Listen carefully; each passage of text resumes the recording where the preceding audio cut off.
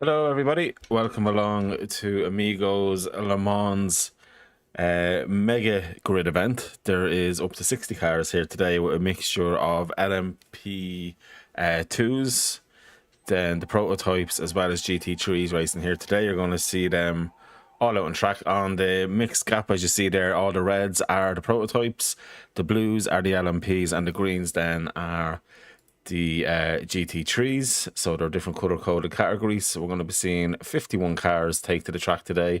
There is a good few cars who have not qualified, and qualifying is literally just over as I am discussing here. I don't think there's anybody left out on track at this stage, as it's going to be setting up for the grid. So I suppose while we're waiting for that to happen, let's see, can we have a look at this starting grid, as it's going to be quite an interesting one. Ryan O'Sullivan is in P1 with Britt Batiste up in P2. That'll be an interesting battle between them. Daniel Nagaskev is up in third with Attilia in fourth. In fifth we have Yannick Selder. In sixth then we have Iron Fedorf in that Lamborghini, it looks like. Osman Kanini and then Craig Hill in the next row 4. Row 5 then is Istvan Party and your own Youngin. I'm going to ruin people's names. Row 6, I'm not even going to pronounce that. Row 7 is Ricardo. I'm going to call him Maigo. Row 7 then Dominic Isse, and then we've got Ike Twos. Row 8 then is Benedict Gal with then Dmitry Samsonov there. These are all LMP2s with Adam Boger, Sander Jacobs, then the first of the GT3s. Row 10 then for John Gray, Giovanni Sandori. Then row 11 is Chris Tedder and Justin Hoffman. We'd expect Tedder to drop out there by turn 1. Then we've got Harry Horman and Phil Brown in row 12. Row 13 then Marco Krapkorgi, I'm not going to be able to do that, Dimitri Bode. Then next row 14, Peter Kazgrin, and then Nikolai Turov in row 14. Row 15 then Jasper Alavash, and then Nathan Warren, my favourite driver in all of the world. Then row 16, Richard Basco, and then Alex Wood alongside him. Row 17, we've got Evgenov Gradigo, I can't do that, Anthony Camacho. Row 18 is Loris Perrin in the Lexus, nice to see, and Jay Daly in the Porsche. Then row 19 we've got Jason Kregners and then Milan Guldat Hembert, that's a name and a half. Row 20 Gerard Conkernight and then Aaron Holloway is listed up there. Row 21 we have Jocelyn Dubowsk and Kevin Bauert next. Row 22 then Tyes Payne and Max Westphal. Row 23 we have Imar Kakarov, I'm not going to get ruined to that one, Daniel Slavov next, they're all mad names, Vincenzo Mazzioli and then Johan Conchentu. Row 25 I have Abbas and Pilot Noob. I'd seen that Noob name before, that's interesting. Row 26 and the last but not least Brogan Dyer in that one there. So good stuff out of everybody. Now let's get back into the swing of things here and pressing the wrong overlays and everything here. It's been quite a while since I done a sim racing event, but I'm looking forward to this one. Good full grid, of course. The track in question, the full Le Mans circuit, which is going to be brilliant. You're going to see cars loading in and getting ready to go. I have it in the distance. Okay, we're already on the formation lap. We're on with Ryan O'Sullivan as we get going for this 2-hour event here this evening. And it looks like there's a bit of rain there. Wipers are on, so this should be very interesting indeed to see if it's going to be a heavy rain. Does it dry up, or what way does it go? And the options people go on tyres as well will make a big difference. So I'm going to jump through all the different categories. So that's all the LMPs lined up. Then we've the LMP2s down behind with a little gap in between. So essentially the top three in each category: Ryan O'Sullivan, Britt Batiste and Daniel Nastaff in the prototypes. Then the LMP2s will be Jeroen Joggen, Maya Kroos, I can't do his second name, and then Ricardo Mecking in that. Then in the GT3s, Sander Jacobs, John Gray and Giovanni Santoro. Chris Tedder then in 4th position for that. So it's going to be interesting to see, will they be in the top 3 of their categories by the end of it there, as the back marker there has dropped off a bit broken there. But it makes no massive difference on this. And we see a QRT driver in there. Of course, QRT I know extremely well. The Amigos Racing I know extremely well. Several others, so they're all getting ready to go. Bit of weaving in the Aston Martin behind there, getting some temps into the tyres as well. And yeah, it's going to be full on action. I'm going to turn off this fan in case it's blown into the mic as well. I didn't even think of that. And we're about to get going, it looks like. Coming around the last place now, and I think this is it. Going to be green any second. And we are away and racing. So Ryan O'Sullivan in the lead there. Gets a great start, but a touch in there from the Aston Martin just behind as well. So Ryan does hold on to the lead. Britt Batiste does hold on to second in that start. Oh, although is he going to hold on to it into the corner? There's a dive bomb from the Aston there. It sent Britt extremely wide. And right off the track, Britt goes there.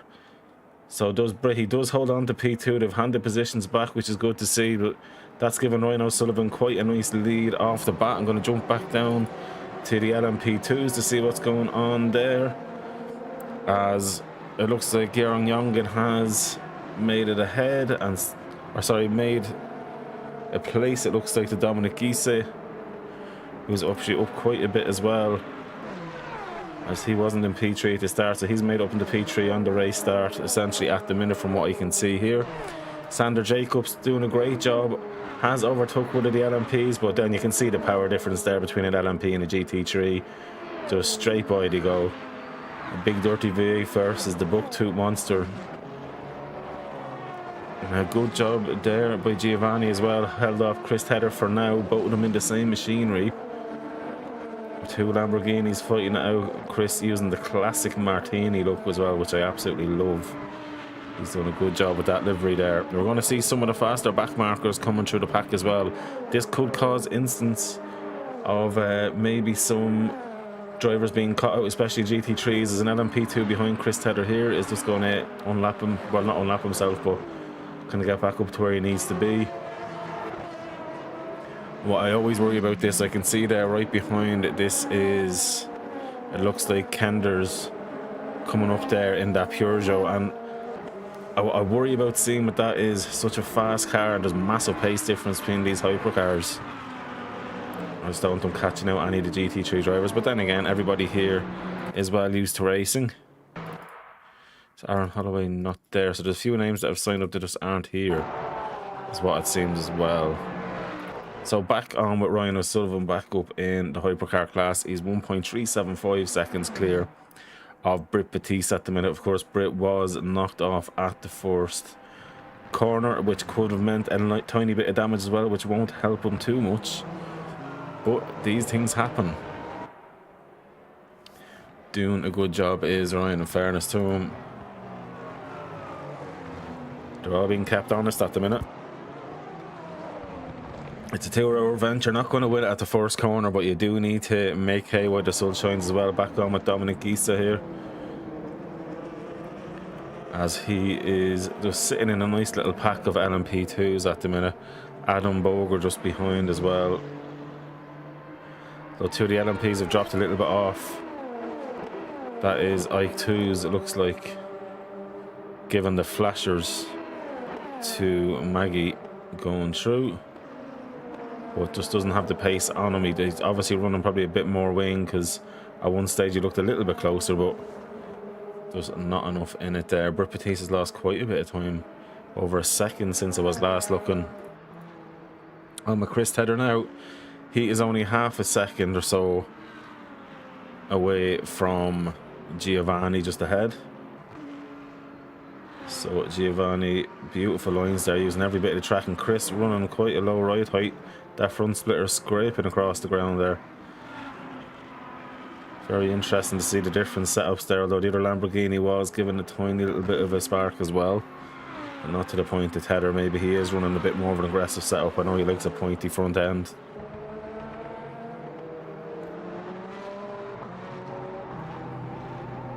How is my boy Nathan Warren doing? Nathan in that Lexus, the Amigo Lexus. Quite an interesting livery for Nathan. Definitely stands out in the crowd, and that is one of the cars off I seen, but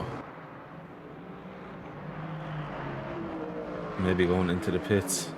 Or maybe I just missed him rejoining there. Nathan's under big pressure here from a 0 Point Racing driver of Brogan Dyer. So Brogan's had a great start. Now I think he was doing the last to first challenge here.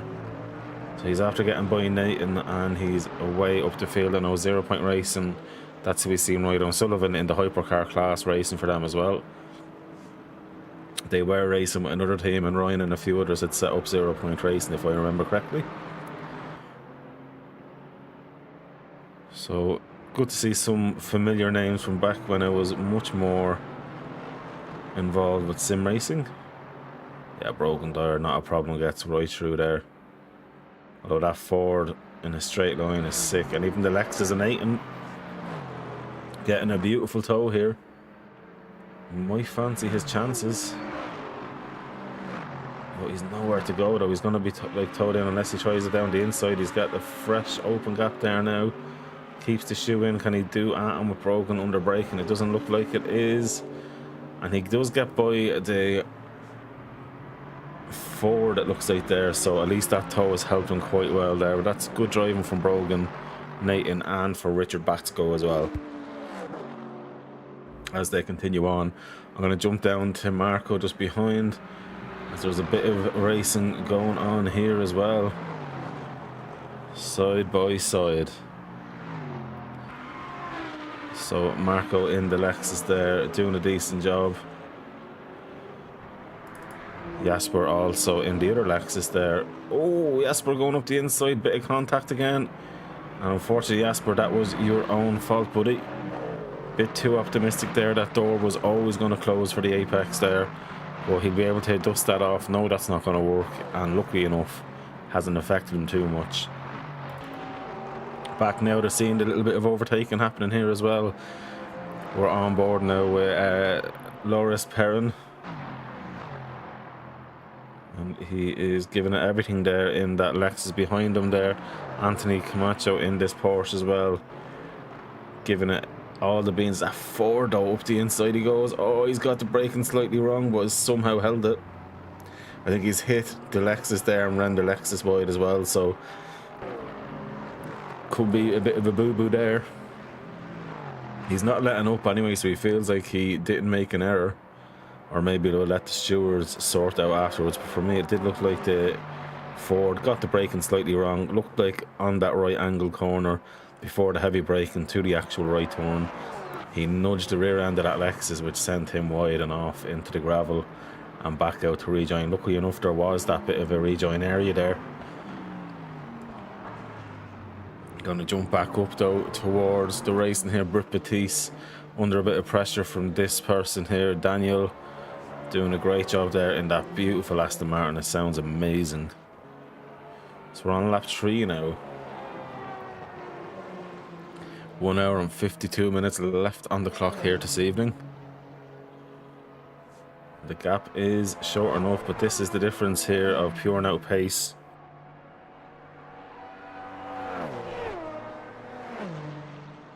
These hypercars are absolutely on fire. They'll be lapping several times, I'm sure, within this 2-hour mark of the GT3s. Hence, the pace is massive. Dominic Gisa is up in first position in the LMP2s. I did miss that, Dominic. I do apologise. There's been a lot happening. Jordan, though, is 3 and a bit seconds behind, so I think something huge must have happened there. With one of the hypercars now involved, but that looks like it's had a little bit of maybe frontal damage, maybe. For Yannick Sider, Adam Boger then in P3. Kept going. That sounds beautiful, that car does. Young dude boss there. I think that's in the Fezza, it is. He is giving it everything he can do now. I2 is next then in the LMP2. Followed by Ricardo Mecking. And Ricardo's going to have his crankers next. Look at the difference under braking there between the hypercar and the LMP2. And Crackers got slightly cut out with the speed difference there.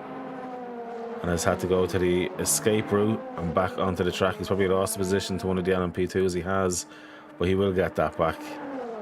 But very lucky there to not have too much of a difference, or too much time loss, should I say, with the corner. But look at the speed difference here now. Hypercar should easily get by. Under braking as well, much better brakes, much better aero, and off through. So back into the GT3 class there. Sander Jacobs, looks like for 0 Point Racing, also quite a decent turnout for them, is running P1. Chris Credder now is up in P2 in the GT3s. Right behind him there is Giovanni Santoro in the other Lamborghini, but it looks like Tedder cracked that egg and has got by, but he's not too far ahead, so it certainly isn't plain sailing for him here.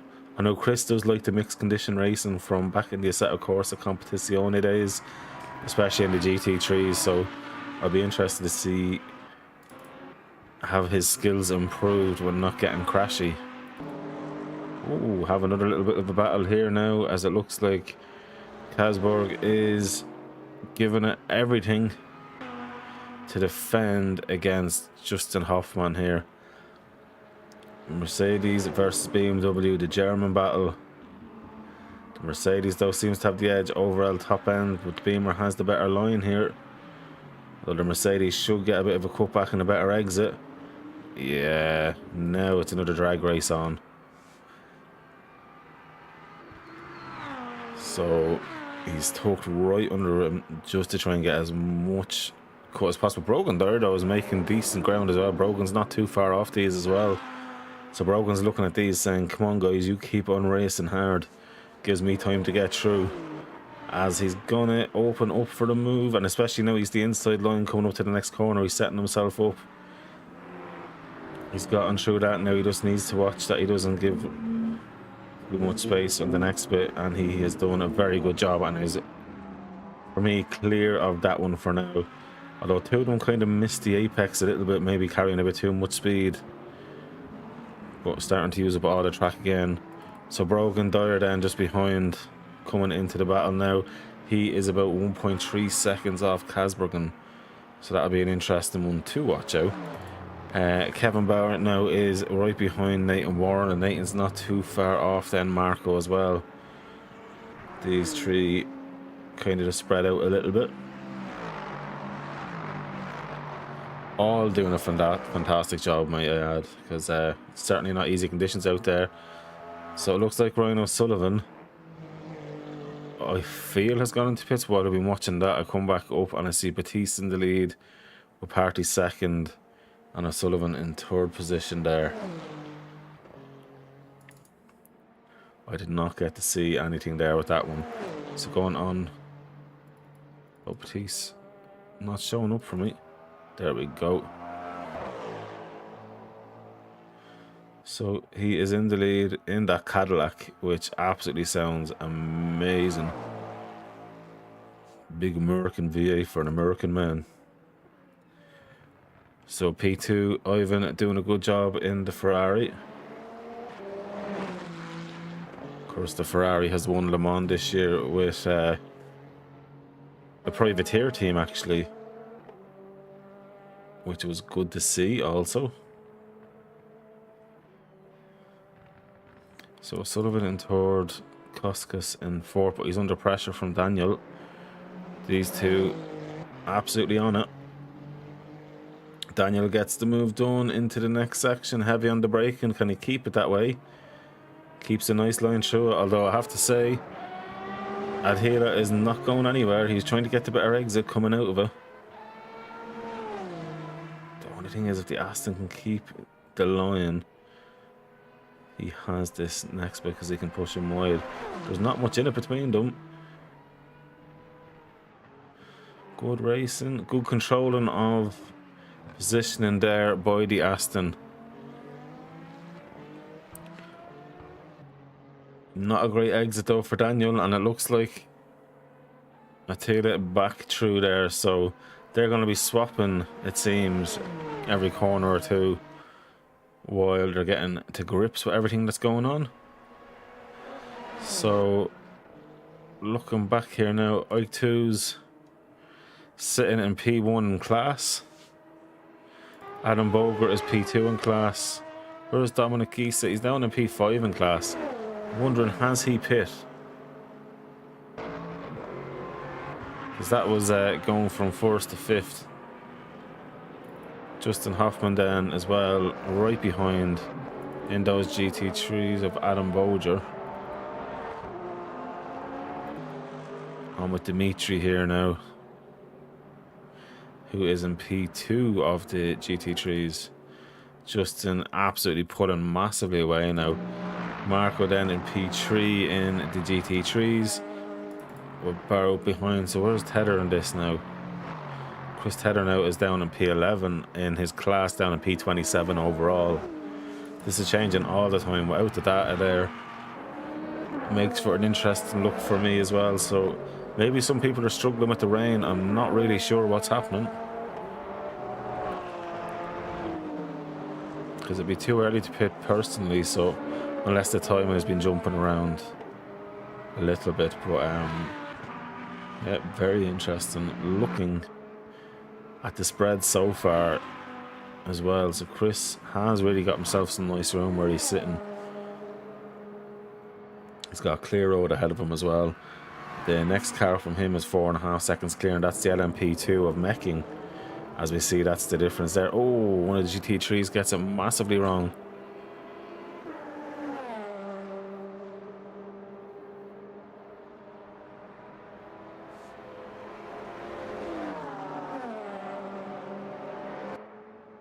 Looking at the GT3s ahead, are they going to get out of the way? Looks like they're all just slightly moved out of the way, just enough for the LMP2 to get through. So back on then with Sander and then Horman there. Super close. Oh, as the Porsche of Anthony gets massively wide. Got the braking completely wrong. And unfortunately had to take a little run through the gravel trap, which was not ideal. And Chris Tedder probably loving that. The rear brakes on that Porsche are glowing.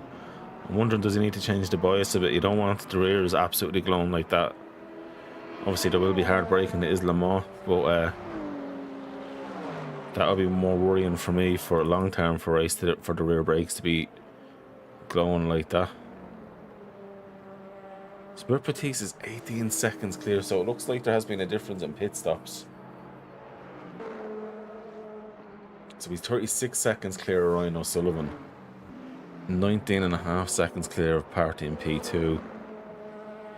So the hypercars are definitely spread out. Craig Hill, which we haven't really got to mention, sitting there in P9 at the minute. Or P8 in class, should I say. It's like twos is ahead in it at P2 at the minute. Oh, lit up the rear tires. Oh, that's huge damage as well. Ouch. So Craig Hill has gone into the pits there. That was unfortunate for Craig. On here now with Kanani in the Peugeot. Nice to see it got a rear wing and seems to be a bit more competitive now. Sitting in P5 at the minute. Doing a nice little job. Getting back onto the GT3s. It seems to where it'll be at for a bit of racing. On with Anthony Camacho here with Chris Tedder. Oh, and that is Richard Bresco has gone backwards there. But he has got it back going on track. I'll jump back on with Chris here. Has the Porsche behind him. Chris has kept broken tire behind for now anyway. And Chris has moved up into P9 and is trying to make his way back through the field. It's definitely still wet there. You can see the track is wet. Although I will say they need to work on the wet graphics a bit more. ACC was much better in terms of the graphics for the wet with the spray and stuff like that. So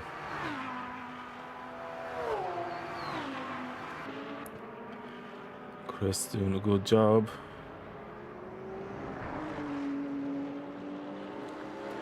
Okay, they're both trying to get by this Adam P2 now. He's getting the flashes on, but sure, he needs to get closer, which he has done now. And the way he goes, I'll tell you one thing, it's super aggressive.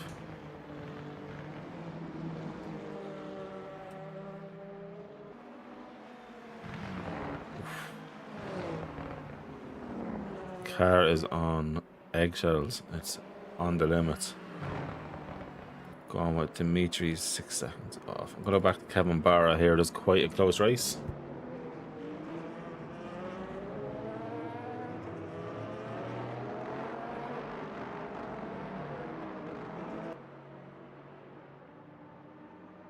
I love this mixture of cars as well. Oh, didn't mean to press that there, apologies.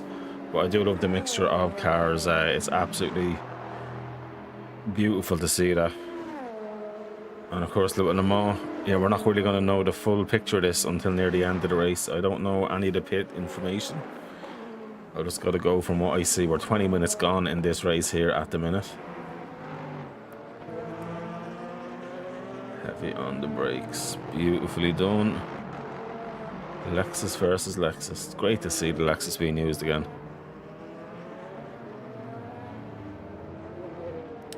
Gets a bit deep, causes a bit of hump there as well, so obviously overdriving the vehicle in the wet. Okay, the spray is starting to come now, so the rain is definitely coming down.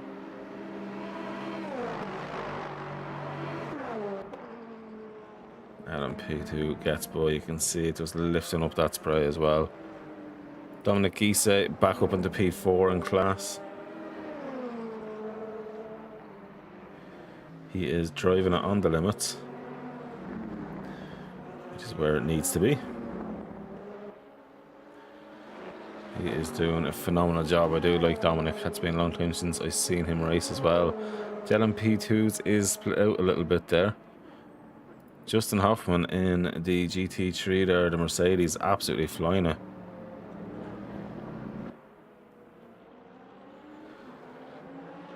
The Marshal is standing there with the green flag, just having a good one.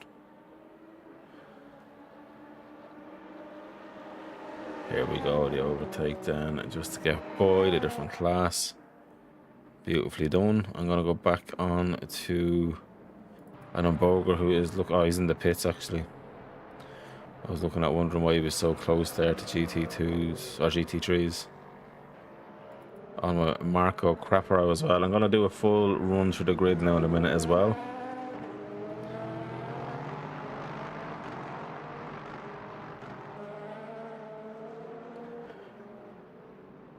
It's really cool seeing the Lexus. Some nice liveries here as well. We'll have a look through the liveries as well and let me know what liveries you like and what liveries you may not like. Always interested in hearing.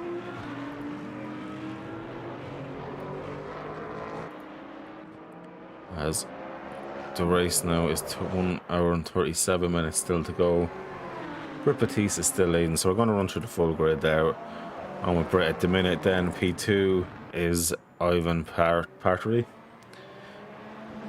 In the Ferrari P3 then is of course Ryan O'Sullivan in the Ferrari as well.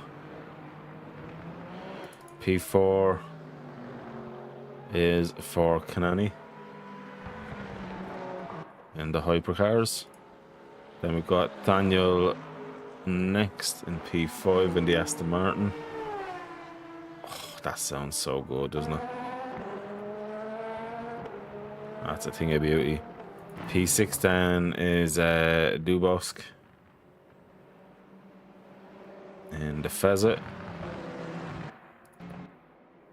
P7 then for Atialia.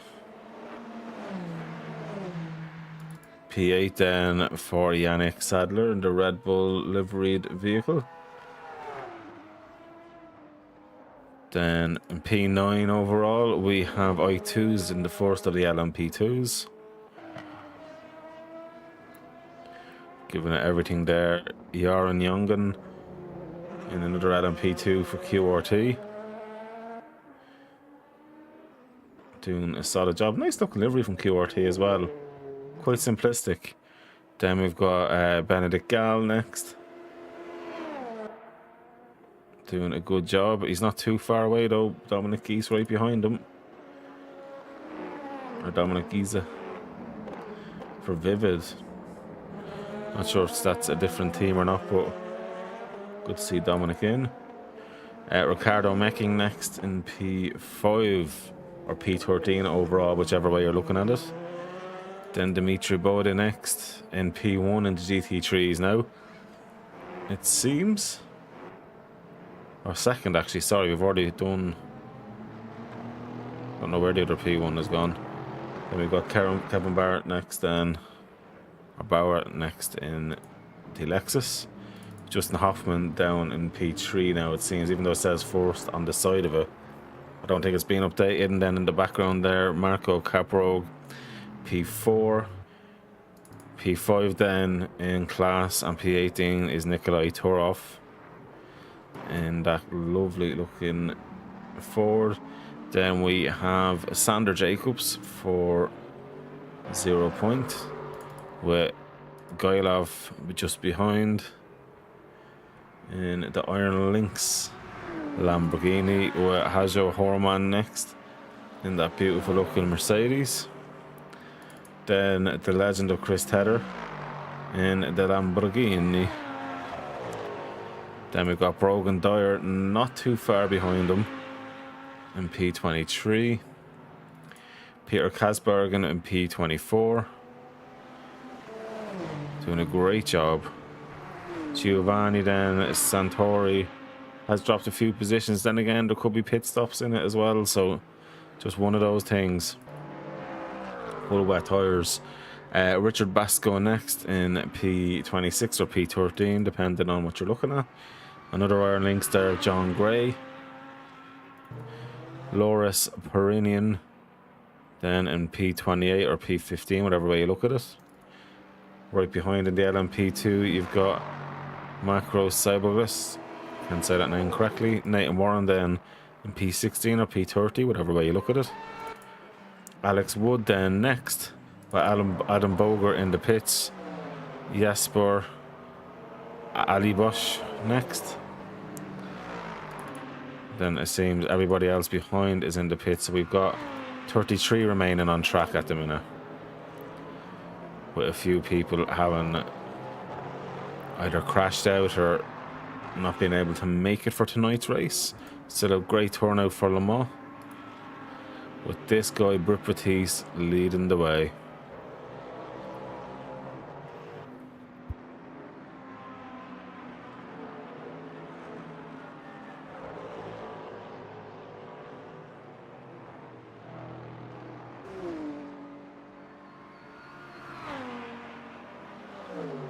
Looking through, it is quite spread out between the hypercars in terms of delta. What one that might get close is Attilia here is catching up towards Joslin de Busk ahead, but still about 2 seconds out, so it'll be another little while before we will see that develop.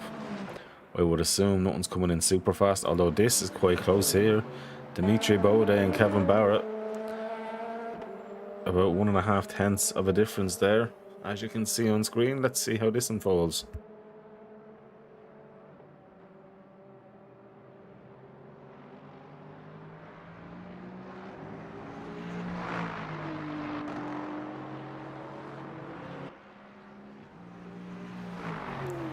Not yet.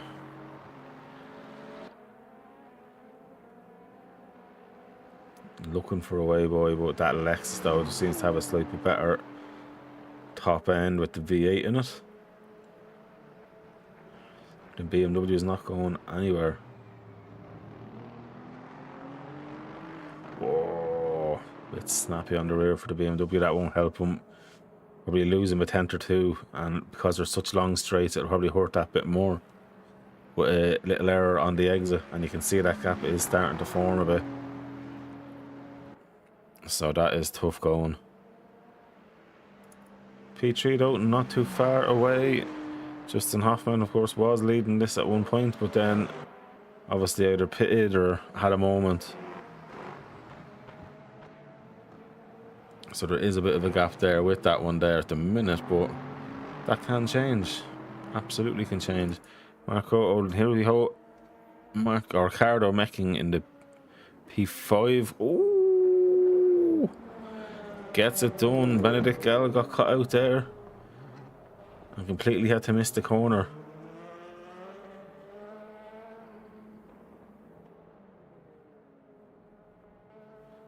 Lucky though, there's them extra roads though to go and get back on track. That's lost him a chunk of time there. That's 9-10 seconds nearly from getting the corner to missing the corner there. So it's cost him massive. That was beautiful driving them for Ricardo Mecking. Absolutely opportunistic, and you know, makes it pay off and work out. So hats off, absolutely hats off. Nice view going over the line there with the screen in the background as well, of course, showing what is live.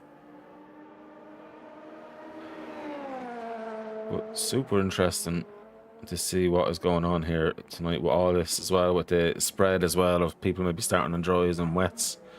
And it hasn't really worked out for anyone who started on dries, and I'm assuming Ryan was on dries. I see even soon Chris was on dries, running high at the start of the race and then just dropping off. And the same for Dominic Giese, who seems to have managed to pull himself back in a bit. But yeah, that's very, very tough going for those guys. Looking, is there any other close gaps? Turov here is close, but it's towards a LMP that's coming by.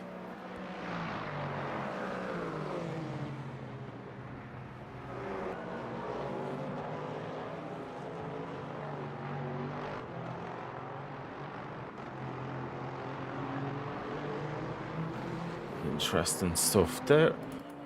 With Marco now, he is not really making the inways that he wants to. He's 2.4 seconds off Hoffman at the minute.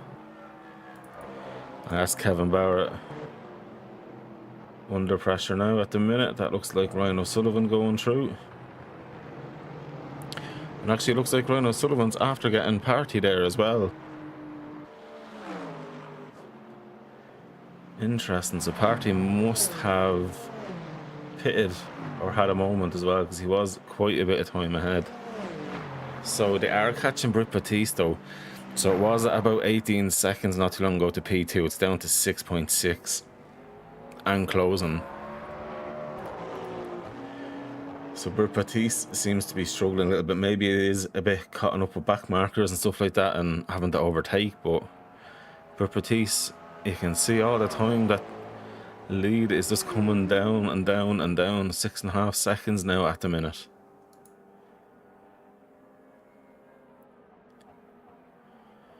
Interesting. Let's see how it goes. Down into the 5s now, actually. We'll be looking back on Ryan O'Sullivan soon, as it looks like he's looking to make an impression on Britt Batiste here and claim back a position.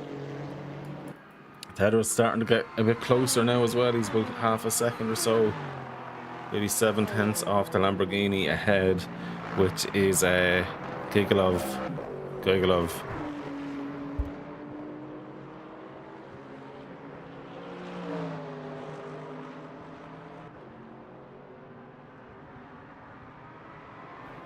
What can he do here now? So looking on with Chris, he's pulling in them. He's down less than half a second now.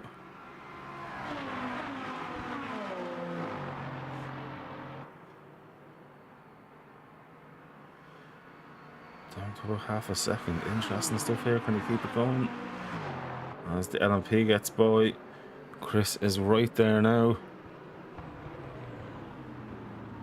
But also behind him, Brogan is right behind him as well. So Chris, while looking ahead, is going to be looking behind. You see Chris kind of lift the rear tyres up on that as well, on the curb. So not ideal.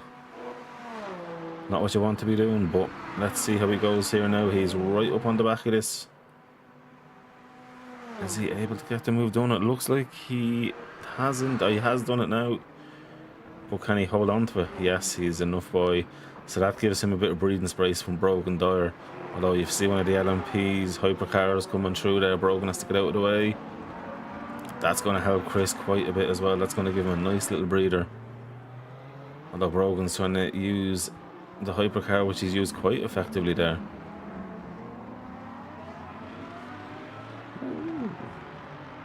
Brogan looks like he's looking for a naughty move here. He's getting the tow as well from the hypercar. Interesting.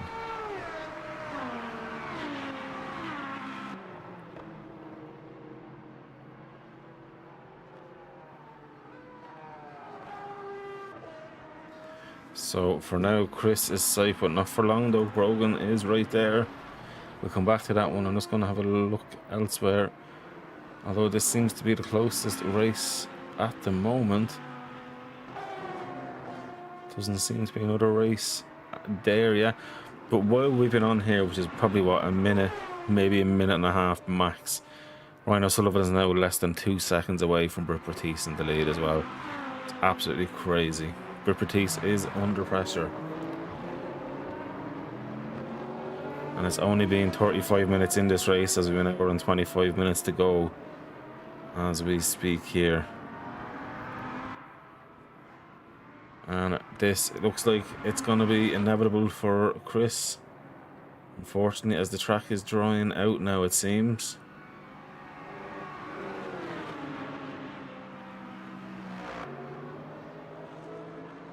Brogan trying to show up the inside there. What I'm finding, man, is the rear brakes are going sooner than the front brakes. I just don't understand. Maybe the brake bias is slightly different compared to what you would have used in ACC in these, but it's definitely interesting to see that. Right, Chris, what can you do? And keeping an eye on this battle, going to go for the main lead of the hypercars as well. That's now 1.3 seconds and closing.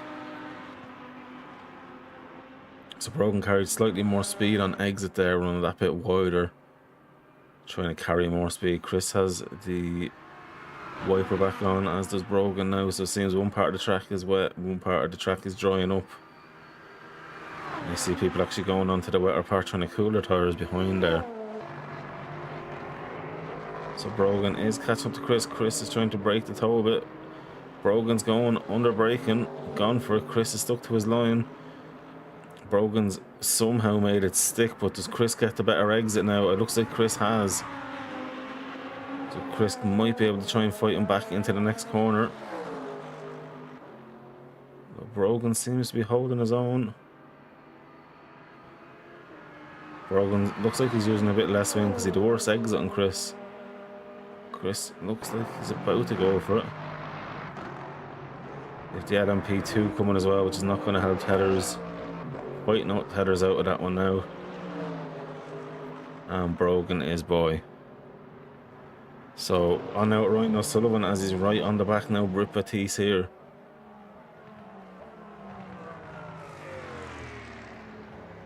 Britt gets it slightly wrong. Ryan carrying the speed. Britt gets back ahead. Ryan's going to tuck back in. So you've got American power versus Italian power.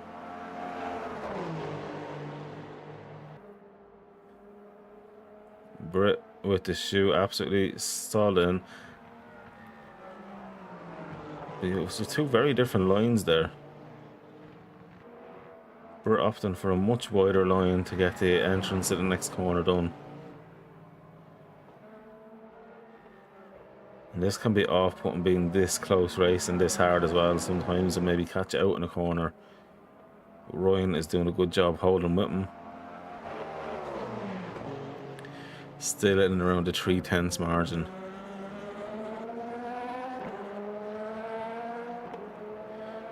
Ooh, nice move from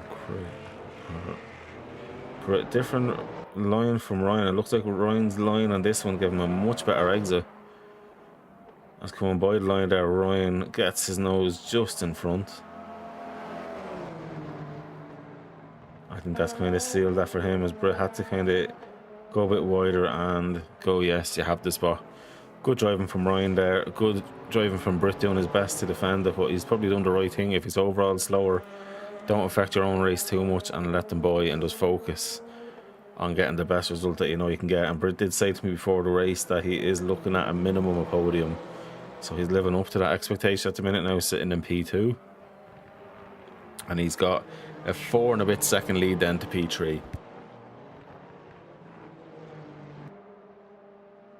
So in fairness, he's doing quite a good job. And also the gap then to P4, which is out of the podiums, is about 33 seconds away from. So he's doing okay.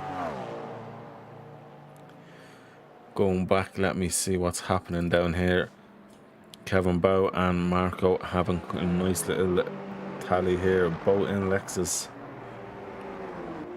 Getting to much more use of the car there with Marco ahead. And you just see the difference there. Much tidier through is Kevin Bow here, and I think that's going to be a P3 from him. He's not overdriving it, he's not using the curbs too much, and especially in the wet, you're going to be losing grip by using way too much curb. It's obviously good to use a little bit, maybe help you get the weight transfer done, but yeah, in the wet, that's not the ideal way to be driving. You need to be a bit more cautious in the drive. By all means, use as much of the curb as you can and as much track as you want. When you see that shiny stuff in the rain, you got to stay away from it. But good job there from Kevin. I'm sure Marco will kind of reset the head and come back at that.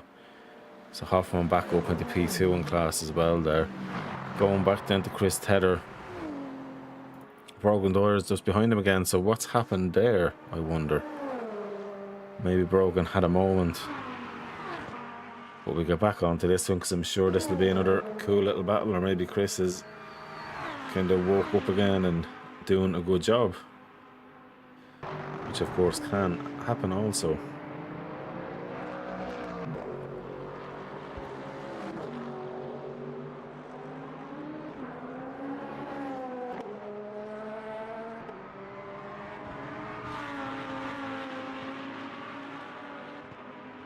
Apologies, I was getting a drink there. Throat was getting a bit tickly. But yeah, as well, you'll see in the link in the description of this video on YouTube, not on the Twitch side of it, but on YouTube, there's a link to the sim grid for Amigos Racing Community. So you can register for any of the races that they do now or in the future. And there's also a link in there to the Discord as well if you're interested in racing in Amigos Racing Community. I know they hold events with iRacing. Possibly we may dabble still in ACC a bit, but definitely in LMU as well. I'm sure they're down for team races elsewhere as well, so if you want to be part of a very strong community, this is the one to go with.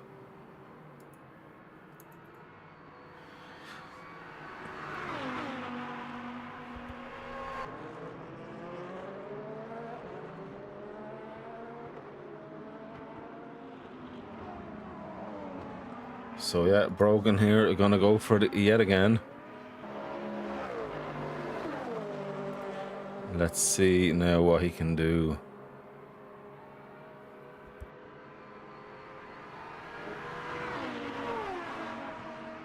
Looks like getting by is what he can do. He's just got by, but Chris is not going anywhere.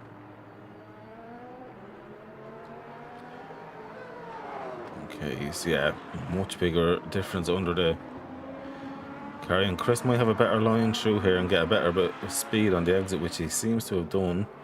He'll come much wider line to get the cleaner line through, but Brogan has kind of done the same this time, and yeah, I think he's sealed his place there for the minute.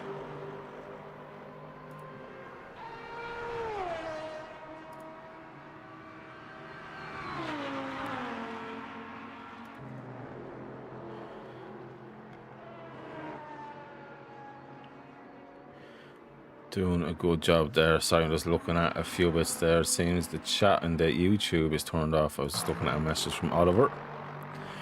Back on with Batista, doing a good job there in P2. He is still quite a bit clear now of P3, so he's looking quite nice for that.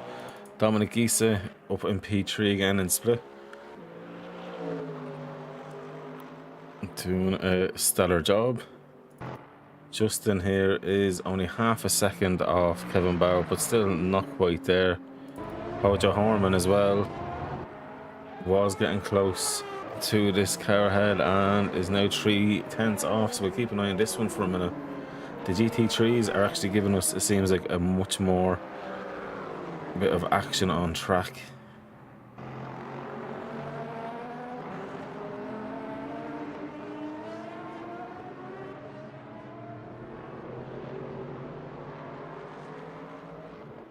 Looks like it's going to be done. No, not yet. Angle made me think it was going to be done just there, but no. Unfortunately not for them.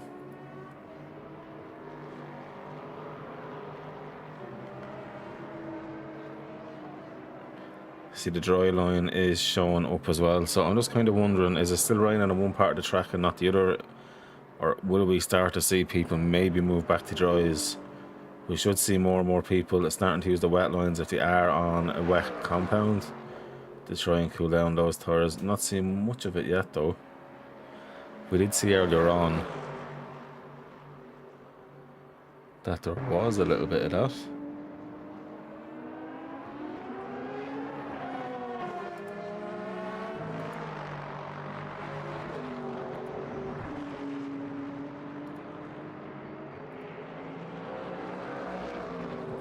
Stuff there. Now he's much closer on the exit. That Ford though is a demon in a straight line. An absolute demon. Although the Mercedes is keeping with its own, German power is keeping up with the American muscle.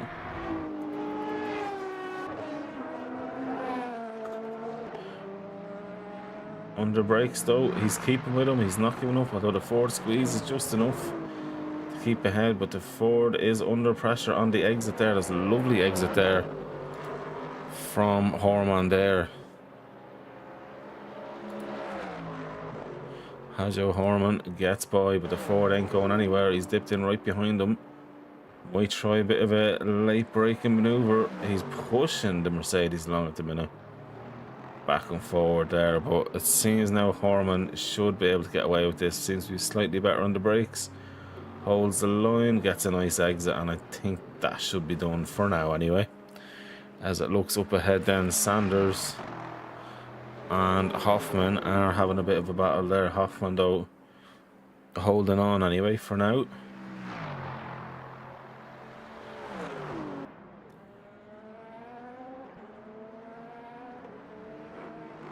Brogan Dyer has got by Chris and he's 2 seconds clear of Chris now. Looking back further, Batista's dropped 5 seconds. Looking back further, Nathan Warren still doing a stellar job there also. But it is starting to spread out a little bit now. And these kind of GT3s here are the closer battles on track. At the minute, the sound of that Aston Martin hypercar is just a thing of beauty. Yeah, apologies to anybody on YouTube. The chat just doesn't seem to be turned on for whatever reason. I think that might have been down to settings on my behalf. It's been literally a fair while since I streamed, especially sim racing. Over on Twitch, it's free to message and do whatever on there. I don't think that's changed at all.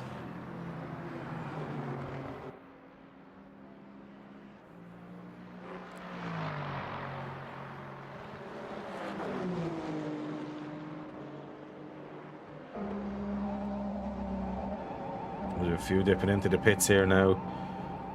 Be interesting to see how they go with 48 minutes now done in this race. We've an hour and 12 left to go.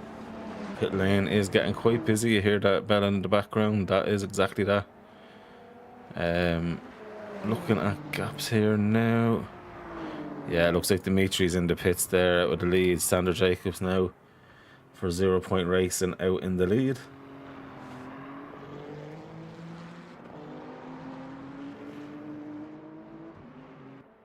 Alexander doing quite a decent job there now.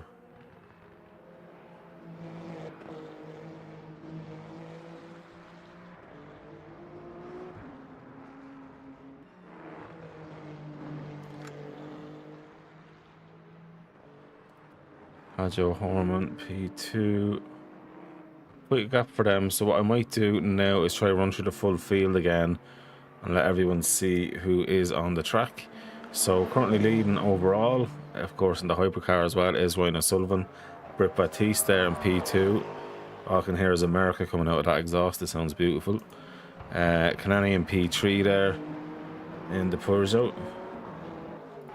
Then Nagazev in P4, Attilia in P5, Party in P6, Youngin in P7 for QRT, Sadler in P8 in the pits, Youngin for the LMP2, I forgot to say as well. Dominic Issa sitting in P2 now, actually, in the LMP2 class, P9 overall. Mecking next in P3 in class. Then Amigos, looks like a QRT or Red Bull livery that. Next, then Sander Jacobs in the 0 Point Racing BMW leading the GT3s. In P12, Hajo Harman in P13, Brogan Dyer in P14 or P3 now in class. So he's had a great kind of last to first in his category at the minute. Sitting P3 or P14 overall. Chris Tedder P15 overall or P4, however you look at it. Ike 2's next in the LMP2, taking a little bit of a run off. Oh, he's got heavy damage on that car there. Steering is gone, track rod, everything. He's had a big hit somewhere. And he's just going to limp back and get that car sorted, his Ike 2's. Ouch for him as Giovanni flies by there. P5 overall in class and P16 on track. Peter Kasberg next. Then John Gray. Then we've got Dimitri Bodie next. Kevin Bauer next after him.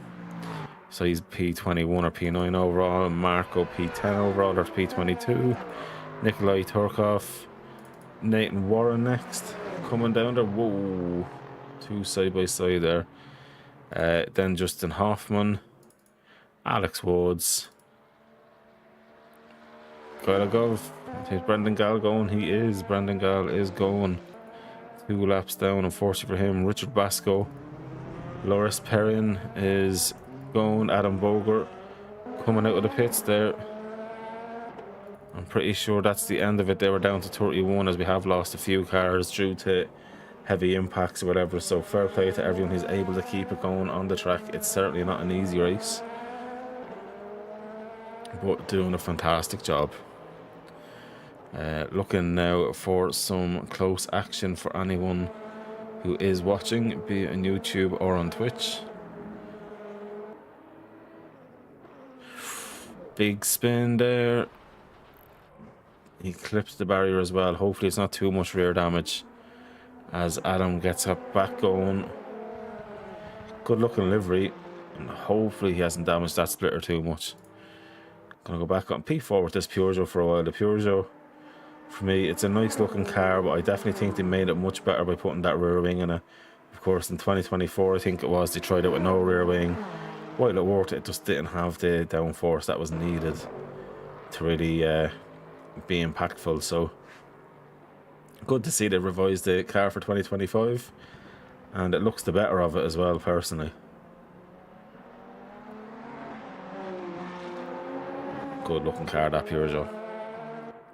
Batiste now down into P3 as Atlas has got up into P2, so I'm wondering, has Britt been into the pits?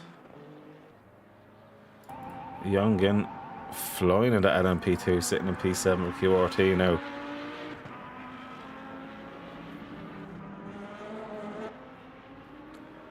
Doing a fantastic job, fair play.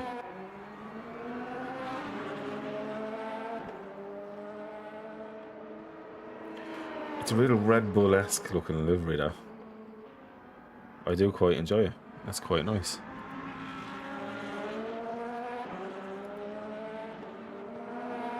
Quite a nice looking vehicle. Yeah, and as I say, go over to SimGrid. It's in the link in the YouTube stream. You can have a look at any races that are being hosted on SimGrid from Amigos. You can sign up, register, get involved, and then there is a link to their Discord in the description, where it's quite a helpful community and loads of people there willing to help straight away.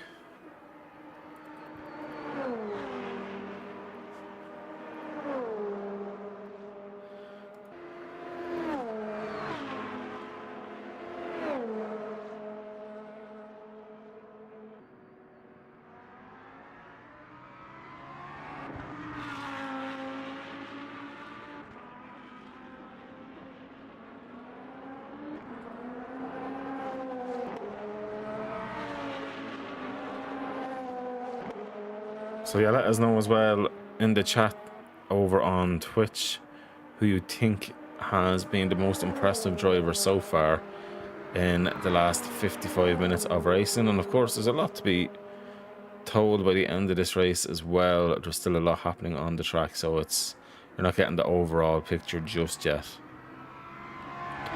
But it is starting to get a bit spread now in terms of gaps, as there still is pits going on. We're going to stay on here. So this is the thing as well, just the speed difference between when you're in an LMP2 or a hypercar coming up towards these GT3s in terms of cornering speed and just overall speed as well. You can easily be caught out or under braking. So definitely good to see a bit of a mix as well like that, and I think it heightens your senses as well and teaches a bit more patience at times. Someone's took a wide berth onto the grass.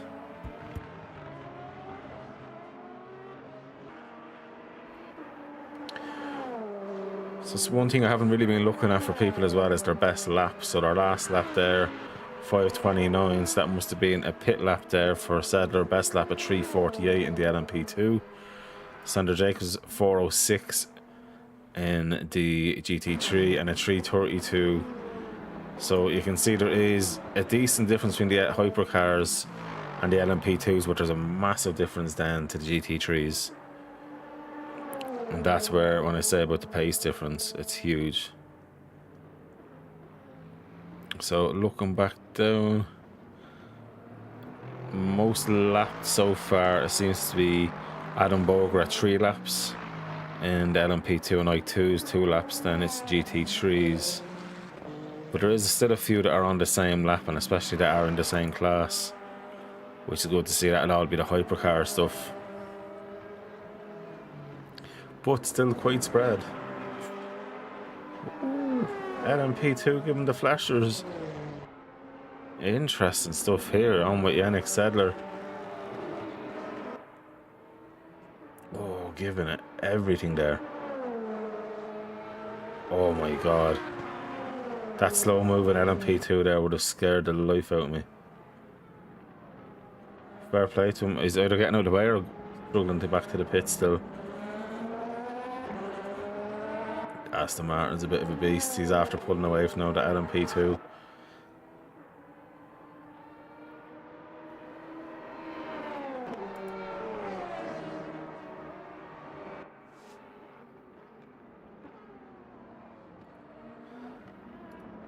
Whoa, by sideways there. He's really on the limits there. He's given everything that he can do.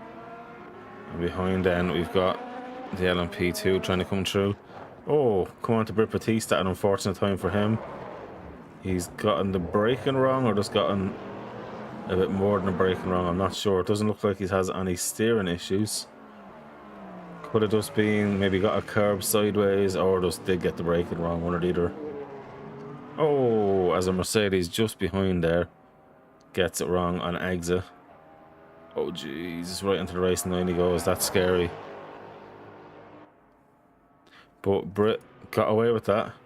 Ryan is now into the pits. Let's see how long this pit stop takes, Ryan. I'm sure that's going to be tyres, maybe a bit of fuel or whatever it may be, and get back out there. Ryan is away. It wasn't too bad. Wasn't too bad. It feels like an eternity though with that pit limiter on. But luckily the Le Mans pit is not the worst pit out there. Bit of rain on that windscreen it looked like there on the way out, but Ryan's back out now and still 15 seconds clear of Britt. That could have been a lot closer for Britt if he didn't have that moment. As P3 there of Osman just behind. He's waiting to get by. I think he's nudged the LMP2 out of the way, a bit naughty there. Well, you're under superior machinery, you need to be patient. As I say, it does build patience most of the time. So I'm sure that probably might be a ticket afterwards for them to look at. Daniel then in that beautiful, beautiful sounding Aston Martin.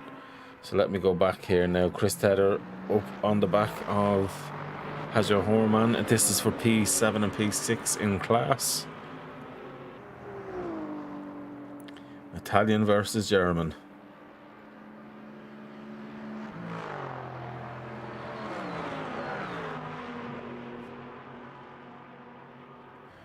Doing a phenomenal job, to be said.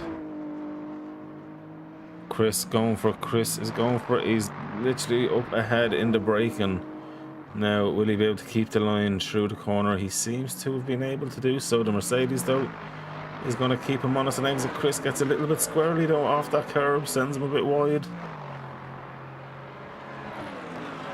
Looks like Brogan Dyer is behind as well. So Brogan's looking to try and get a little surprise double toe here as well. Chris just needs to hold the inside here. He needs to make them go around the outside so he holds position. Brilliant stuff there from Chris. Lovely driving, exactly what I would have done. Beautiful. Gets a much better exit. And Brogan, beautifully done into P2. And actually even looking at him moving, Chris took him behind. And that's Hajo Horman then. Looks like he's slightly back ahead of Brogan Dyer on the inside. Looks like he's going to be getting Tedder as well. He has. Wow. That Mercedes just has the grunt when it comes down to it. And now we've got the Ford looking up to get in the mix as well. Chris coming back though, getting a bit of a tone coming back. Chris on the inside, Brogan on the inside. Looks like Chris moved across. Brogan though has to concede that position for now. Chris though offline here is not going to help him on the exit. And he's going to be under pressure now on the next right hand turn, but it looks like he has enough ahead. Brogan's getting a bit squeezed there. They all make it through. Now Brogan might be helped here with a bit of a toe from Chris as well. That Mercedes power is absolutely immense. Brogan's giving it everything to get by. Chris somehow stayed ahead. And he's put about, what, nearly half a second of a gap nearly. Brogan going around the outside carrying so much more speed than Horman. And somehow makes that Lamborghini hold down. So Brogan really understanding his setup in his car there and putting full faith in the grip that he's set up with.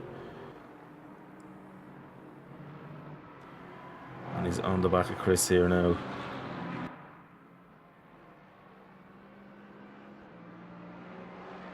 And looks Herman has fallen back towards Turov as well. As with more people coming to pits, you can see the cars moving under the bumps and the braking as well. No matter how good your steering wheel is, you're going to be feeling that. And Brogan looks like he's a bit of damage on the front of that Lambo as well. So he's definitely carrying a bit of damage there as we've got a hypercar going by. Shouldn't take too long for him. Yeah, that's small work there. So Chris has gained a bit of a breather, I suppose, into turn one. Brogan's right there again. So Chris now less than 7/10 of getting Marco Kraporov in front as well, if he's able to do so. Let's see now how this goes for him. He's still under pressure, should I say, from Brogan, and now Marco's going to start to feel this pressure as well. Although that V8 Lexus though should be super fast in a straight line, is he able to do that? And though Chris is literally on the back of him now, as is Brogan. These GT3s are giving it everything. Brogan's going to be having a beautiful run here. He's going to be pushing Tedder out of the way soon. Oh, Lexus coming back to the inside. He was faking it. Brogan 6 behind Chris. So, unfortunately for Marco, he's clear. Chris is up into P3 overall, but Brogan right on the back of him. And they are slowly catching P2 ahead in terms of their split, which is Jacobs. While they're racing hard and defending hard.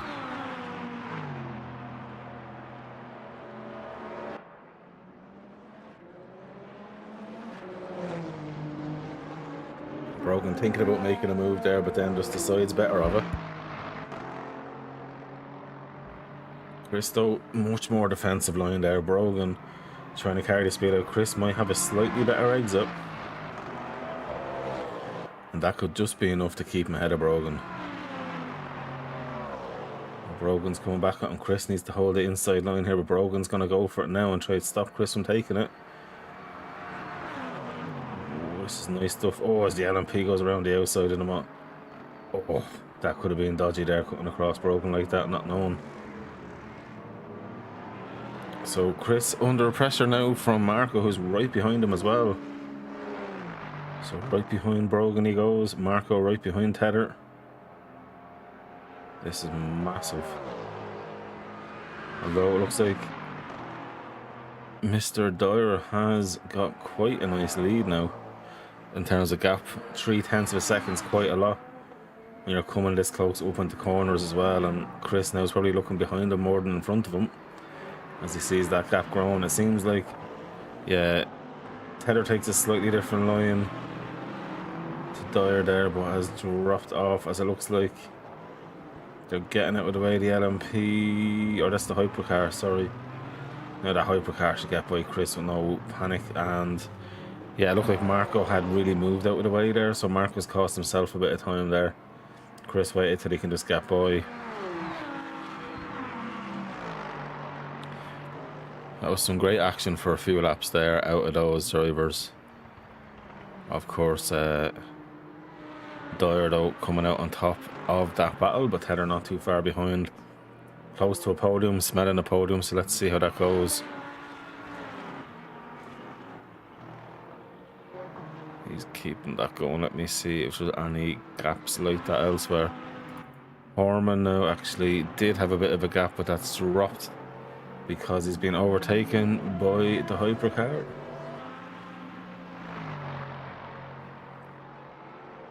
So he lost out on a few tenths, unfortunately, there.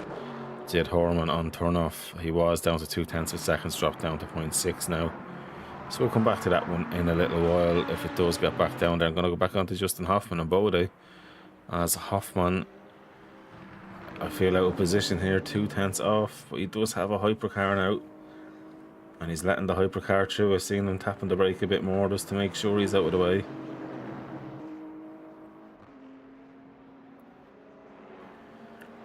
So, nicely done. So, another few times. It seems like anyone that I jump onto seems to lose time. Just as I feel there is a little bit of a battle happening. How is Nathan Warren doing a decent job? He's quite clear at the minute in his position. Although, Britt Batiste is only 2.5 seconds ahead of Kanani now, so this will be an interesting one. It's only not 2.2, 2.3. Okay, it's maintaining for Britt at the minute,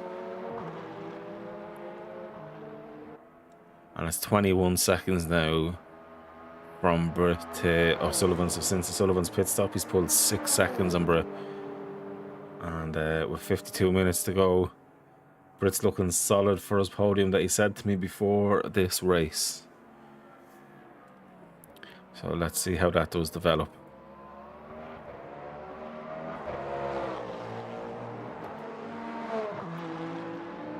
I'm going to jump back on, I think, down to the GT3s. That seems to be where the action is. Although Horman 0.8 of a second now, so he's slowly pulling back in. Hoffman's dropped off a little bit.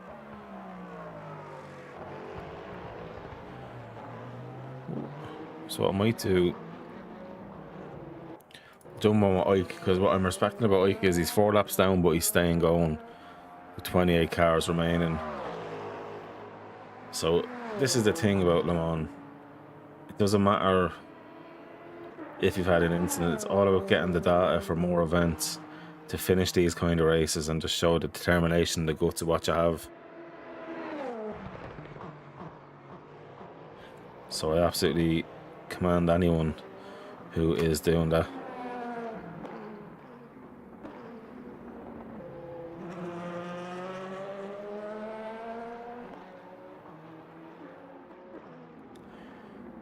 But yeah, I want to just give him a little tip of the hat, as well as Adam Boger here, who's 3 laps off in the LMP2.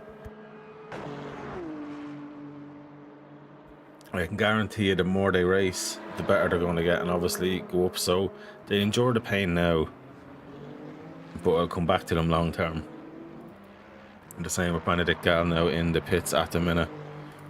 Nathan Warren then in P5 in the pits, or P25 should I say.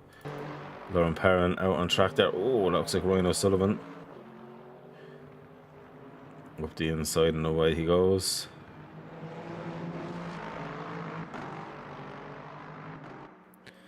Ryan, his car looks like it's on rails. He's able to trust it in the corners like that. Now, Hajo Horman is coming right back into it here on Nikolai Turov. Half a second off here. This is for P6, P7 in split. Doing a phenomenal job.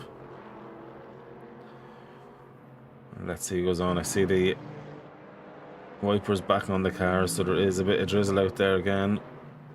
Is getting a bit dark as well, so the lights are starting to actually have an effect on the track as well. So this is going to be part of the race as well. They're an hour and 10 minutes into this one as well. Is there any fatigue out of these drivers? While it is a sim race, you don't understand how sweaty it gets when you're on that sim rig. You have the force feedback, you've got everything going, like all the different information. You're not just driving the car, you're looking at the data while you're driving, and then you're prepping. It's like a game of chess sometimes when it comes to pit stops or refueling or whatever it may be in these kind of mixed condition races. So there's so much more than just the driving that's going on for all of these drivers at the minute. And they will be physically feeling this as well, because while they do get a bit of a break on the straights, it's then when you're racing with someone, the heart rate's up and you're looking in the mirrors and stuff like that. Like, it's no feeling like it.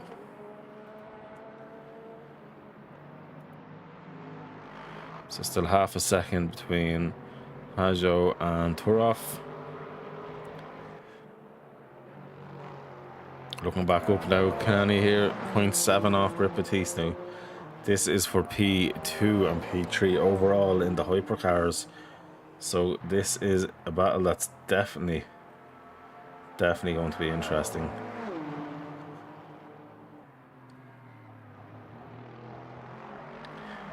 The Peugeot able to carry much more speed through, so Brick may be being a bit more cautious, I'm not sure, but that was a huge difference under braking. 0.3 of a second gained in that one corner. And overall, he's at 0.2 on his best lap. Is Kanani here as well, 0.3. Last lap at 3:33.157. He's absolutely flying at him, and he's really understanding that car. Although he looks like he's losing a bit of time here with the overtake. He's lost 0.2. And no, he's not going to be going for a faster lap here. He's lost nearly half a second due to overtaking a slower vehicle, but he's pulling a bit of that time back, but not enough to where he's going to be back in the green, but he'll still be in the 133s.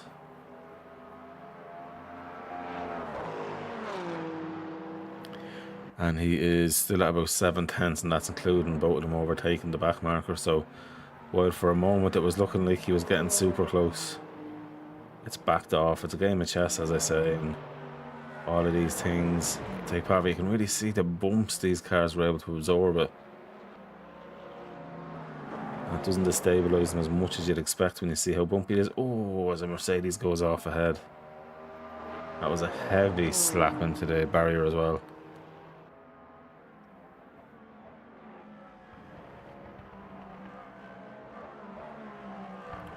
Ooh, interesting here now. That gap has dropped back down a few tenths. Yeah, Yeah, he ended up losing a lot of time there. 134.610 versus 34.7 for Brit, so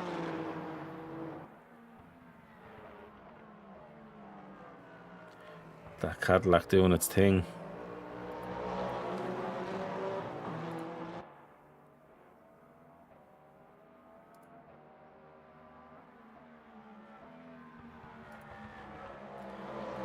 Brit still keeping... Oh, I tell you one thing. Look at the exit there. Brit's... Oh, that was amazing there by the Peugeot. Absolutely carried massive speed there. Closed it down right up. It has dropped back out a little bit now, and when you make an error on exit, it's going to hurt you the whole way down these straights. So you need your exit on these key straights absolutely on point, otherwise the whole way down. He's after losing a few tenths there due to that. Now let's see how he is under braking here.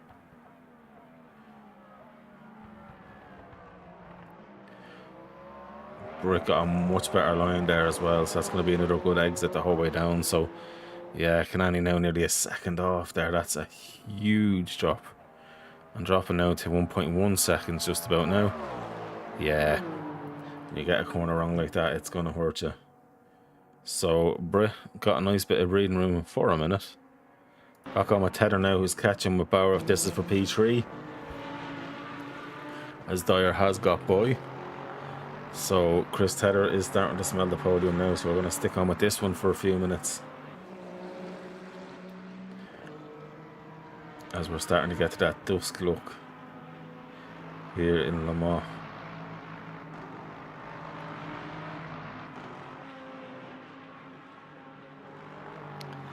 Tether down to 0.2 of a second.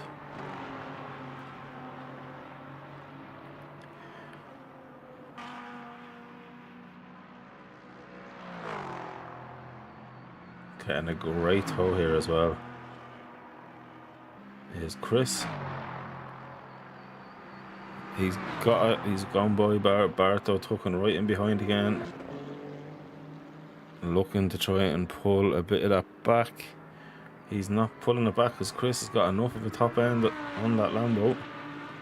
Let's see how Chris's line is here. It's nice and smooth through, as is the Lexus there, but Chris, yeah, he'll just carry more speed and is now half a second clear and pulling away slowly actually.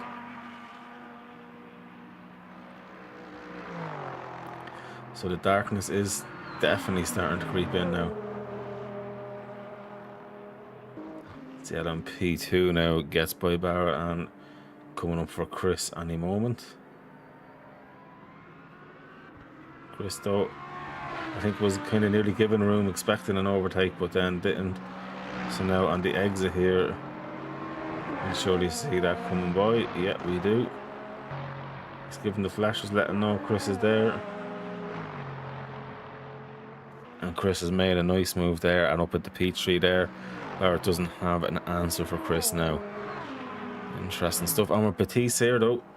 Batiste and Konami are swapping and trading spots. Oh, bit of touch and go there. Getting a bit aggressive between these guys here.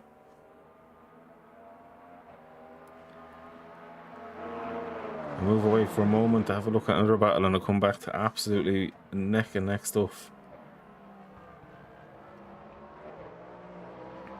So it seems to me the Peugeot is quite strong under braking.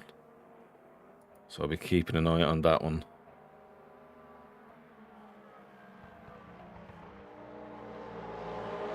The brake alone on the back of that Peugeot. Right, so he seems to be quite strong here. All over the back of Brit now.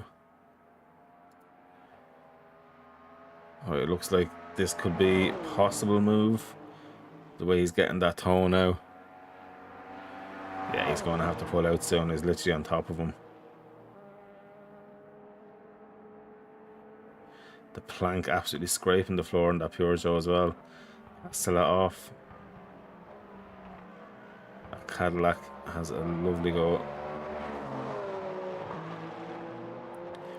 He's able to breathe for a second, but not for too long though. He's 3 cents clear, but with that toe, probably is far enough ahead.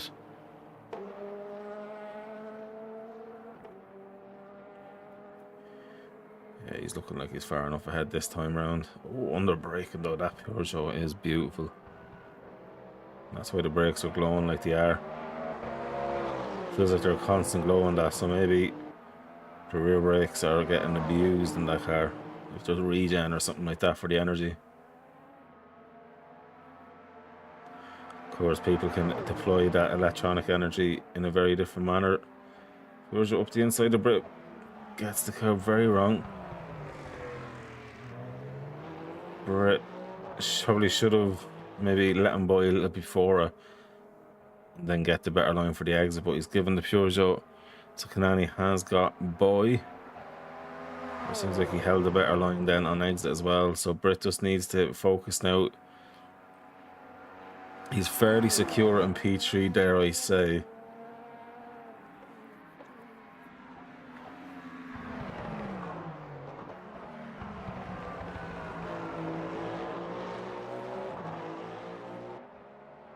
Good driving out of both of them, to be fair.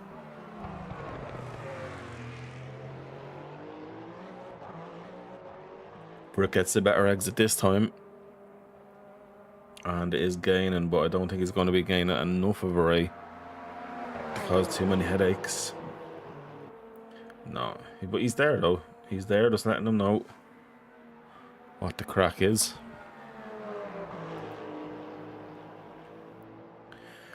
Okay, let me look back into GT3s. Tether is up in P2 now, as it looks like Brogan Dyer has pitted on. He's on the way out of the pits now, down to P11. Kasbergen is in the box, coming on the way out as well, but just ahead of Brogan Dyer by the looks of it. And they're stuck at the 60 kph limit that is in the pits here as well, so that's tough. Sitting there, but they're through and away they go. So I'll be interested to see how Chris goes here now, as he has the Aston Martin hypercar behind Chris out of the way. The Aston Martin goes through.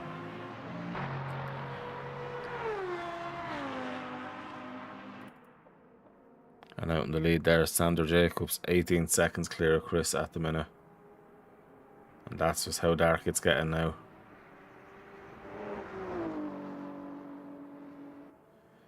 They'll be relying an awful lot on their lights.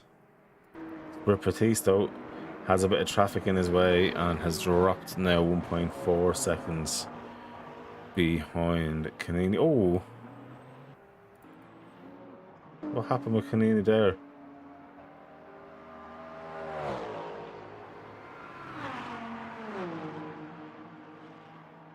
I didn't see what happened there. I did see a car going around in circles. I don't know what car that was though. So like 2 still going, and the Gal still going, Alex Woods, Nathan Warren, Adam Boger, Lewis Perrin, Geigelov still going there in the lovely sounding. I can hear an engine stopping. Yeah, we've had someone crash out. Peter Kasberg, and then next Justin Hoffman, John Gray, Bodie. Seems like Dominic Issa is gone. He is. Oh my god. That's Dimitri Bodie. I'm pretty sure there. That's a. I was going to say that. Oh yeah, there's a wheel off in that car there. That was a massive impact. He's going to try and make it back to the pits. So a fair play to him. I love seeing that he doesn't quit. That was a huge impact.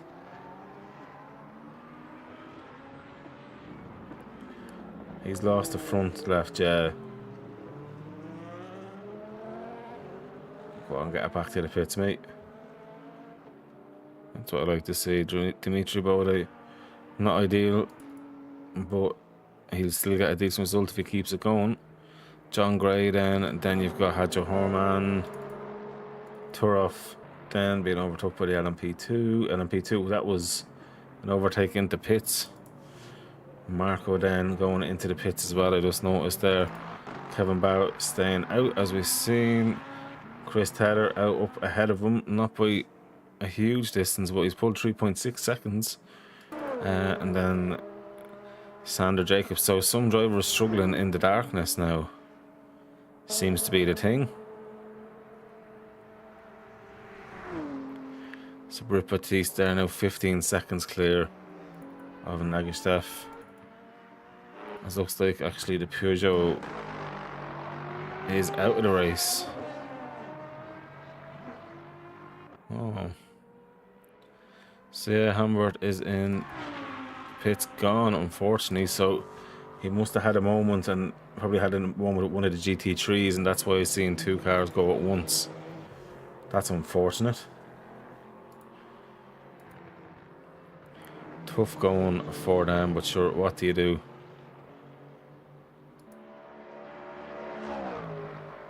When you live in a shoe.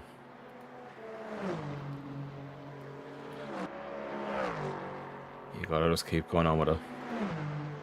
So let me get back to looking at the gaps here now. It's kind of spread out a little bit now, with some still yet to pit. As I see Cappers coming out of the pits now.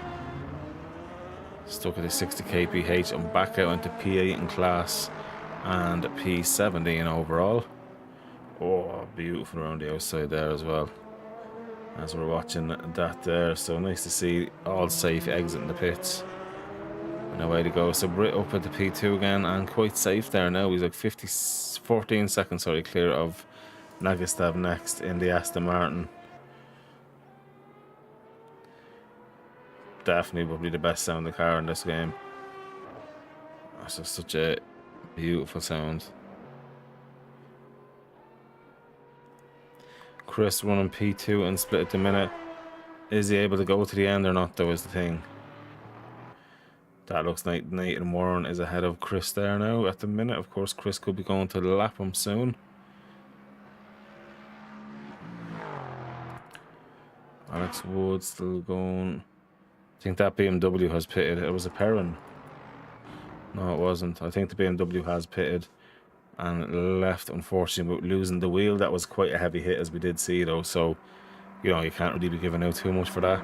As in the pits goes Esteban Party from P5. Should possibly stay ahead here of this Aston. It all depends how long he pits for and how heavy of a fuel load he takes. Fuel being the biggest thing here now. Oh, well, he's not going to be getting by now. He got that heavily wrong, and that was actually to jump ahead of him. I don't know if he's going to get him if he stays going. Wow, okay, so it hasn't hurt him too much. Ferrari still sitting there. Sadler gets by, so that's quite a long pit stop for that fezza as he's going there now. So Tedder is only 1.4 seconds clear of Bout now. You just see him in the background there. So Chris will need just a little bit of a tow here from Nathan to get by. Maybe get Nathan in between as a bit of a blocker, but then again, blue flags are blue flags. You got to obey them then. Looks like Ryan O'Sullivan coming up behind them. And they're both going into the pits. So now that's Tedder in the pits. Down into P3 he goes. So let's see where he comes out now. So Chris ideally looking for a podium finish today by the looks of it. Well, it's all down to this last pit stop at the moment. Marco here is right on the back of it. And Peter just ahead of him. QRT Racing, Peter doing a decent job. The LMP2 probably put him off a bit, running quite wide.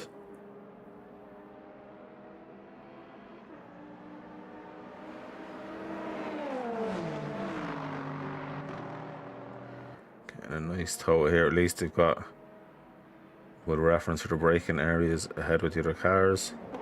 What was a nicer line there? The Lexus just has to give in at the minute.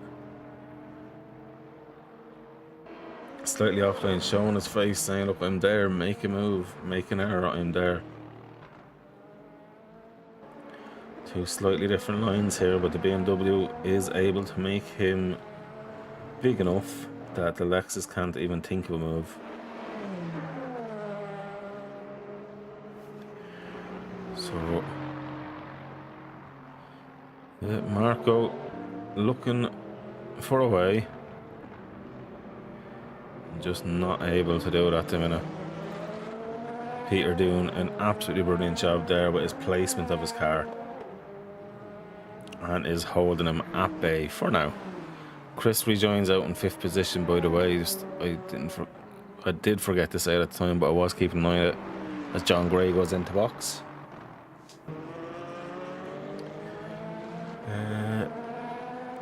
Getting quite close again here. Is he able then to keep that? Oh, the difference of the line through.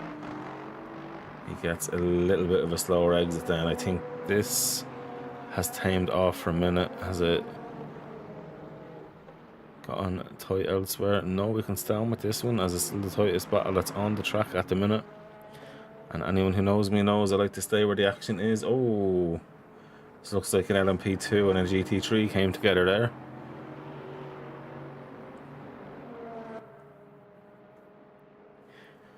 It's all about patience. You need that patience.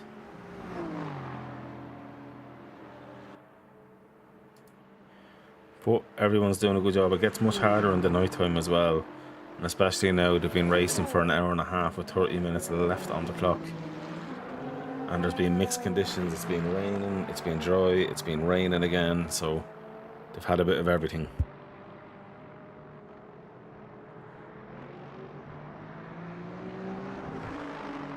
But I'm loving this because I'm looking at the, I'd say, back markers that are in 23rd, 24th, 25th. There was a much bigger grid starting, but a few heavy impacts has lost wheels on cars and definitely DNF'd them. But there's a few LMP2s, 23rd, 24th, 25th, they're 4 laps down and still going, and that's what I absolutely love to see. It's on the worst days, you keep it going to the end and you take what you can learn from it, even then if you think of it as a test session or a practice session, because there's no such thing as having bad data. Even on a bad day, it gives you a realistic expectation of what you can do to plan when you're doing 24-hour events or that. But yeah, that was a bad line there, unfortunately, for Marco, and Peter has got a nice gap in between. I didn't really lose much time letting the LMP boy. Marco 1.2 seconds off now, so that's tamed that one down.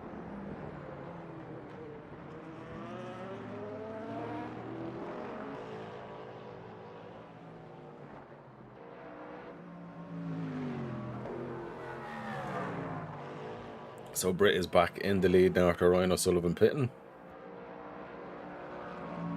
Ryan comes out 16, well, I was saying 16, it's now 15.5 seconds behind Britt. I'm assuming Britt will have to pit one more time, unless he's gone heavy on fuel, I'm not sure. But Britt doing a decent job, 15 seconds ahead with 30 minutes to go, or 28 minutes now. Ryan O'Sullivan there in P2 has been absolutely on it. Fastest lap at 3:30.9 as well, so he's been absolutely flying today. Then Attilia has been doing phenomenal also. Up in P3. Let me have a look here now. Looking there as well, so you see the fastest lap there, 3:30.9.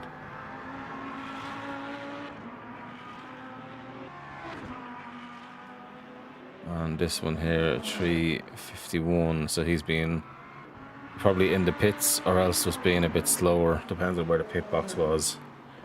Maybe had an instant, but I would most likely say that was a pit stop there. Looking back then, Marco is all back over Peter here now. 0.2 of a second is the difference. So target lap there is still at a 3:30.9. So it seems like every time he gets close, he just seems to make 1 or 2 minor mistakes and loses a little bit of time. I think it's the eagerness to get by. He needs to build up. He's 28 minutes now, 26 and a half minutes, sorry, should I say, to really focus up. Just he needs one good move to get by. He just needs to build it up and then take the shot. Ryan O'Sullivan down to 14 seconds, or nearly should I say 13 seconds here. What's crack up, bro? 12.8, 12.9 I think now. Yeah, so he's kind of coming and going. Back to 13 now. So Ryan O'Sullivan is definitely taking chunks out of Britt. Like, that's a few seconds within 2 minutes as well. So at this rate, he will naturally, I think, catch up to Britt before the end of the race. That's if Britt doesn't have to pit stop again. And Ryan should reclaim the lead then at that stage. But Britt might have a trick up his sleeve that we don't know about. Back on with these two here, Mr. Peter Kasbergen and Marco down behind trying to fight his way up. Marco a lot better this time now, and he's much better exit. This could be his shot here now. Marco is just about ahead, any second now I would assume he's going to get it ahead. He is slightly ahead now. But that Beamer is not going anywhere. It's neck and neck. Peter's better in the braking. Marco back at the inside of the line, and Marco has finally got the job done there, and a bit of a gap between them as well. So that was very brave driving there, because it's been coming a while for Marco, but every time he's got close, I think about frustration, he's made a small error. This time he made sure the error didn't work, and there's spray behind, so definitely there is a good bit of rain there. Great driving from Marco, absolutely delighted for him. Jorgen in the QRT LMP2 doing a fantastic job as well, still holding P1 at the minute. Ricardo Mecking in P2, and Strybers in P3 in their splits, running 6th, 8th and 9th, which is quite impressive. Daniel in the pits now in his hypercar, so that's not looking good for Daniel. Let's see, does that change? Ryan Sullivan's down to 5.2 seconds now.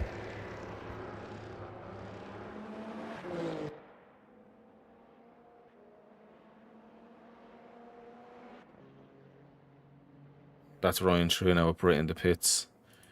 So Britt now, can he hold on to P2 is the question, as this is P3 of Attilia coming into the pits, so Britt's going to hold on to it.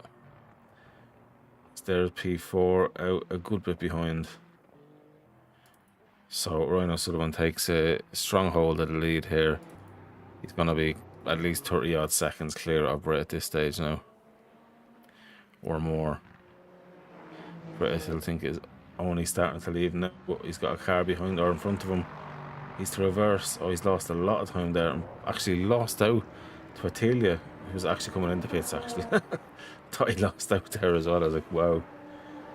So Britt has lost a few seconds extra, being blocked in by the GT3 ahead, unfortunately for him. That just didn't work out for him, so now he's going to be about 50 odd seconds ahead or behind Ryan O'Sullivan. 52, 53 seconds, yeah. So P1 is definitely off the cards unless Ryan has an absolute mare of a race coming into the end of this one.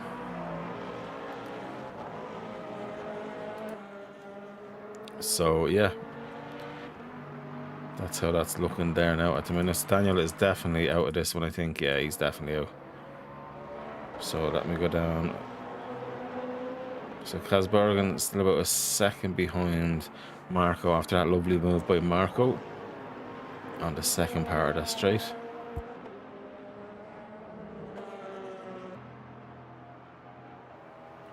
Adam Boger's pulled a bit of a gap now. He's in 21st, was sitting in 23rd in the LMP2.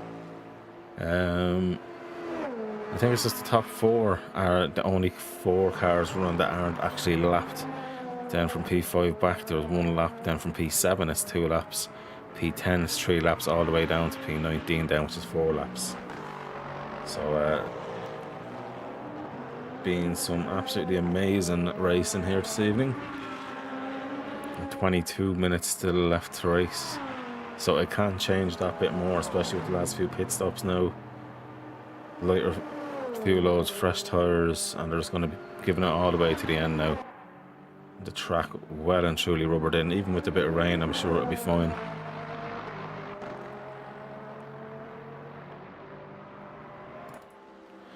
So Daniel's still there. So Chris Tedder running P2 and split now. Does Crit need to pit again, or is that it? Is he done? Because he is 14 seconds off Sander Jacobs. That was at 17, I think. About maybe 10 minutes ago when I looked last. So I'll be interested to see, can Chris make any headway into Sander Jacobs and maybe cause Sander a bit of a headache, depending on, I suppose, their pit strategies. If anyone else does need to pit, there with 21 minutes remaining of this 2 hour of Le Mans, starting in daytime, transitioning into night. It's well and truly night there now. Fairly similar to real time day to night there, so that was nicely planned, hopefully. So we did have over 40 in this race, but unfortunately there's been some heavy crashes between the rain and then maybe just the darkness and changing over and fatigue kicking in. It all depends on the experience of the driver in this as well, to be fair about it.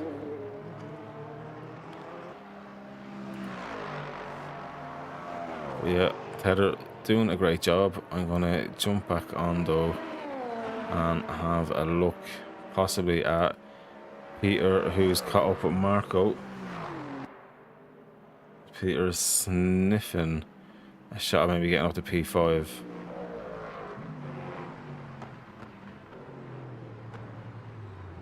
So these two guys, I think, is around 500 maybe. It looked like it was Nikolai. It was Nikolai Turkov moved out of the way there, so I wonder did Nikolai have a bit of an issue. As then a hypercar going through on the outside.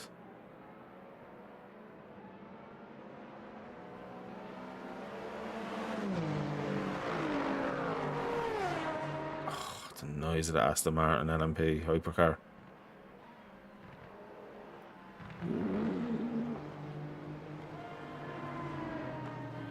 That is just a beautiful sounding car there. That's Yannick Center in the Aston Martin that's gone by. It's music. So yeah, Peter still at about 2.5 tenths.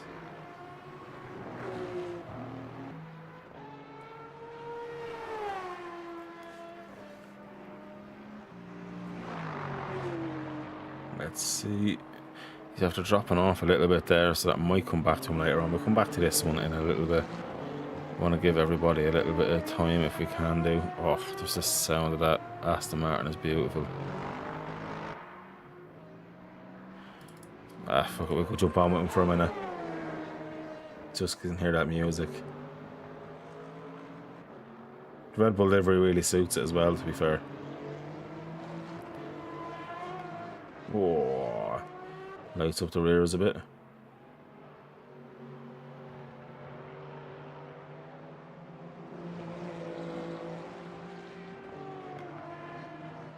Does sound really well, that car. I'm with my boy Britt Batiste then. Should be American flag hanging out the back of that car from. Great result from him as well. He didn't think the win was on the table, but he was very, very certain of getting himself a podium. And all race he's been in the podium position, so doing very well. Ryan O'Sullivan, to be fair, I think has been a different class of driver here today. And I'll tip my hat and give him full credit.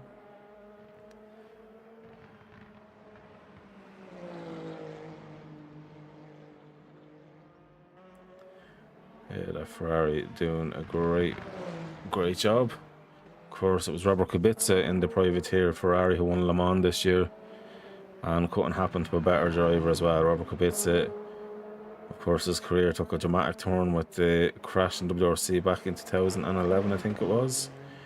and missed out then on driving in Formula 1. Did make a recovery into Formula 1, and unfortunately just it wasn't a great comeback. That was in the Williams team.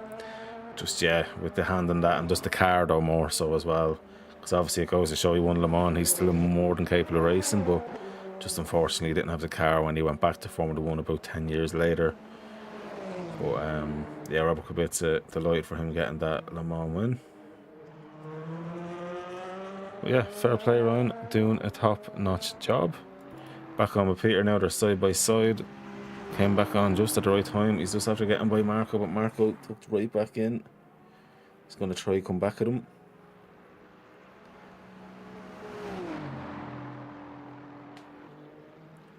These two have been trading all day long. Nicely done on the brakes. Marco though carries a better line on the exit though. He carried more speed on the exit. And this is what I'm saying. With these kind of long straights, it's all about getting that exit down. Whoever gets on that power force and a cleaner power, it's going to benefit them the whole way down.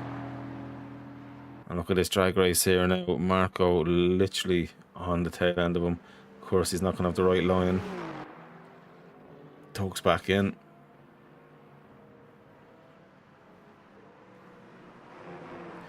Marco needs to... Oh, he's going to go down the inside. Not going to work there. He should have went a little bit wider, maybe made the car head go defensive. He's after losing so much time there because of that. Nearly a second now behind because of that. He should have thought about that one and made then Mr. Peter make kind of a slight move, go on the inside, ruin his exit then, and he could have set up maybe a decent race there, but now he's dropped so much time. So it'll be another probably a few minutes before we see them back head to head again. Let me see, is there anyone else getting close? No, Chris Tedder is keeping Bauer at 4.2, 4.3 behind. And Chris has pulled in a little bit of time though on Sander Jacobs, but I just don't feel it's going to be enough. He's now 12.8 to 12.5 seconds behind Sander Jacobs, so he has pulled in a few seconds since the last time we were looking, but it's not at a good enough rate to really make a big impact in terms of trying to get the win in his class, unfortunately. But it's still an amazing job from Chris overall. He wasn't even in the top 3 starting of his class, so good stuff. What we like to see.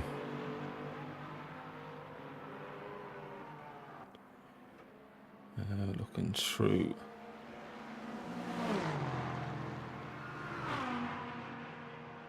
Yeah, it's kind of spread now at the minute. Marco now down to 3/10. So in about a minute and a half, he's pulled back in what I thought would have took a bit longer. Now we've got a slightly better exit there, but it's not going to be enough. He needs to set up his exit going onto the straight good, so he nearly needs to make Peter have a bit of an offline entrance onto the back straight. He needs to put the pressure on Peter now, make Peter do something that he shouldn't do, then set up his own line. Okay, he runs a bit wider himself this time, but he's able to carry more speed doing that. Let me see, looking at the times there. Yeah, he's right there. He's pulling in. He's in the toe. What I think he needs to do, though, is sit behind, make Peter take the defensive line, and then set himself up then for the exit the next turn. He needs us to forget about getting the move done now and set it up after this one. He is slightly ahead, but doesn't let him... Maybe didn't work out how he probably wanted there. Now he should be able to nail it. He needs to go on the inside line here. He doesn't want to be going the outside. If I was him, I'd be pulling the right inside there. Go to the left. Yes, that's what I like to see. Now he needs to keep that pressure on the whole way down. He'll have control of the apex, dictating then into the next corner, or the next part of the turn in phase 2, and that's nicely done there. Needs to hold that nicely. He doesn't. He cut that corner by a long shot. Carry too much speed maybe.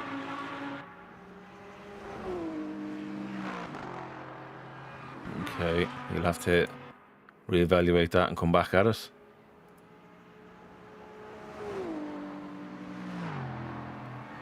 And John Gray is starting to catch up on these as well, looking maybe to get involved. Yeah, so Chris, I think, is definitely set for P2 now. He's 26 seconds clear of Hajo Horman now. Yeah, he's a good bit back now. So, yeah, Chris now down to about 10 seconds-ish, 10.5 seconds from Sander Jacobs. So, Sander, I just think, is in cruise mode. He's been absolutely in a class of his own in GT3s, it seems, this evening for 0 Point Racing. 0 Point Racing getting the class, possible class win, should I say. It's not over yet in the hypercars as well as the GT3s. As I say, it's not fully over yet.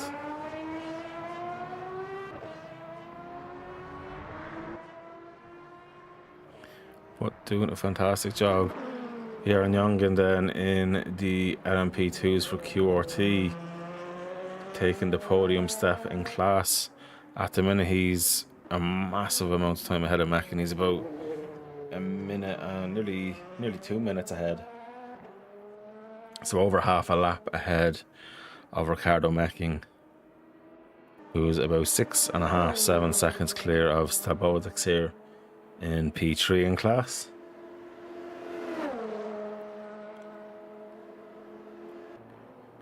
So yeah, I think there's more racing to happen in GT3s in the next 10 minutes than I even anticipated, and that's been brilliant for the fact that it's been a 2-hour race and an hour and 50 minutes of racing now done, and still nice to see there is going to be battles the whole way up to the finish. I think it's fairly settled for the LMP and for the hypercar on who's going to win, and I think set for the winner of the GT3, but the rest positions are not set.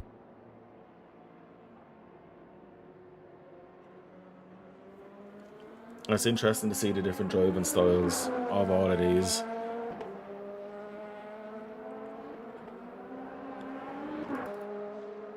Mecking giving it all he can. You could hear Mecking just ahead of Stabodix there in that last few moments. So Ferrari with the V6 hybrid has a slight different sound to the likes of that beautiful V8. Or of course the beautiful V10 that's in the Aston. I think that's the Cosworth V10 that's in there. Chris in the Lamborghini. John Gray still ahead of Marco, but not by much, because Marco's pulled in a decent amount of time in him. Kasbergen has got clear now, both of them. So John Gray, is he going to be able to stay ahead of Marco or not, is the question. Justin Hoffman was running in P2 at one phase of this race, and actually I think leading the race. Oh, he's had a disconnect just as I've jumped onto him. Yeah, he's disconnected. Ouch.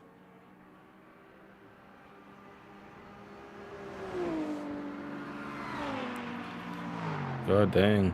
I'll tell you one thing, Adam Bolger's had a great recovery in the race. He's after moving up now into P16 overall, and he was down in P21 quite a while ago, so he's had a great recovery in terms of just at least getting positions up. Oh, as one of the Ferraris there. I think that was Ivan. No, not Ivan. Oh, that was Attila sitting in P3. And that's not good for him, because Ivan is now less than 8 seconds clear. He can't be affording to do that more than once now. He needs to keep the head down for the next 7.5 minutes. Sander Jacobs not having them kind of worries, still 11.5 seconds clear of Tedder, so he's fairly set in his way. John Gray though not set in the way, because he's looking, trying to catch down Peter Kasbergen, as it looks like Marco's kind of accepted his fate. He's a minute, or sorry, a 1.5 seconds off now, and actually only dropping back. So yeah, it's just one of those things. And now they have, that looks like LMP2. Oh, no, that's, yeah, it is the LMP2 of the leader, Jorn Jogan, for QRT. However, did Chris Hill race for them and Chico Lindfar at some stage? Pretty sure they did.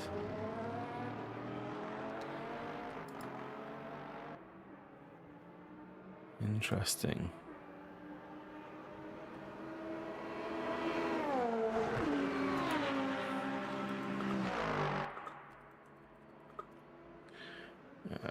Grand as that's coming through.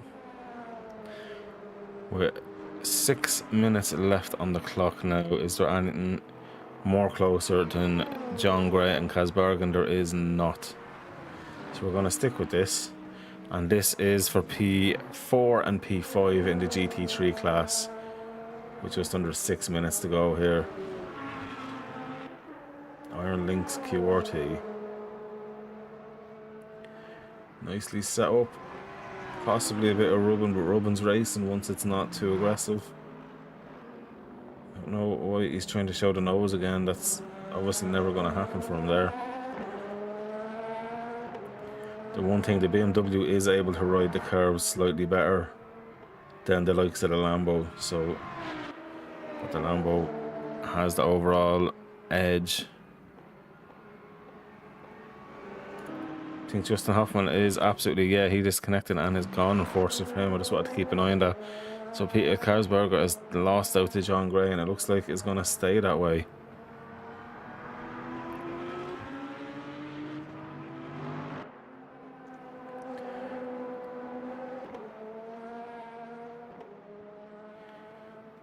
Alex Wood, though, Choose is after getting by there.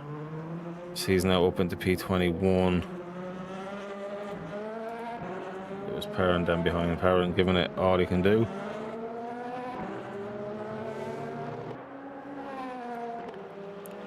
Tether down to 10 seconds, but I don't think much is going to happen now. I think that's kind of the last of the overtaking done. Unless for whatever reason Sabolics can catch up with Mecking in LMP2. 5 seconds difference there.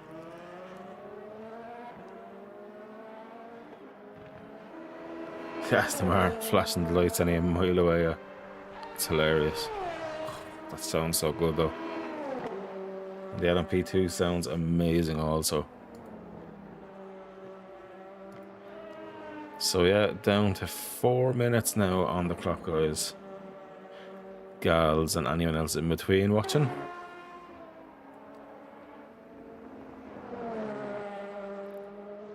So I'll go back on to the leaders of each class. I'm going to start with Sander Jacobs first in the BMW for 0 Point Racing, leading now. He's about 11 seconds clear of Chris Tedder. Then Jorgen Jongen for QRT is about nearly 2 minutes clear, it looks like, of Ricardo Mecking now. 112 seconds.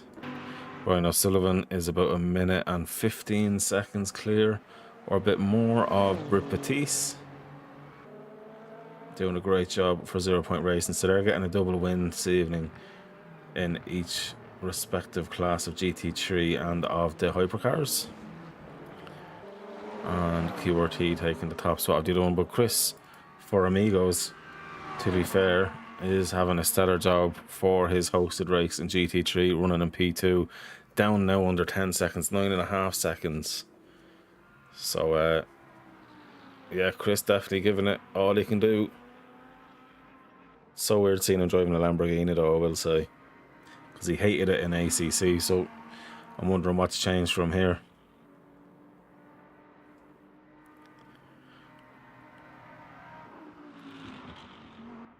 But that's what it's all about. Down to 2 minutes 25 seconds. Is there any more fights on the track to be had? Not looking likely at all. Well, it's 4.8. Yeah, no, it looks like it's kind of nearly set in stone at this stage now.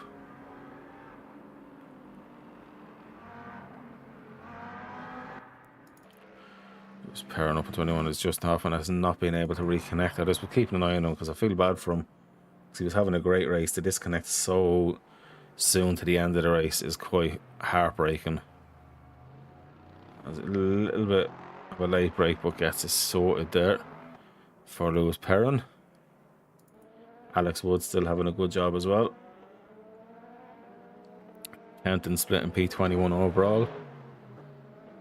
Nathan Warren, my boy, sitting in P8 for Amigos racing team, and P17 overall in the Lexi.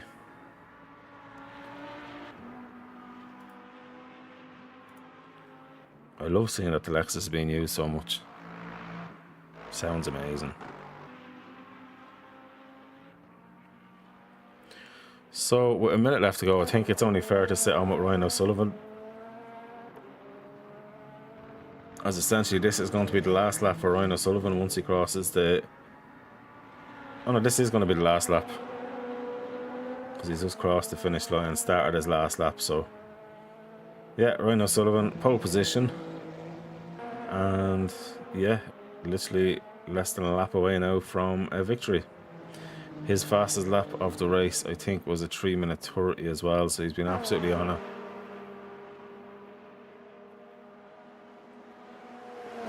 Yeah, 3:30.9 it's showing up there now for him.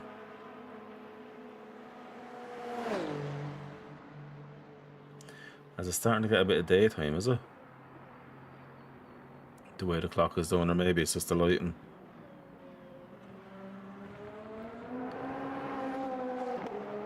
Maybe it was probably the lighting down the straight that I was looking at.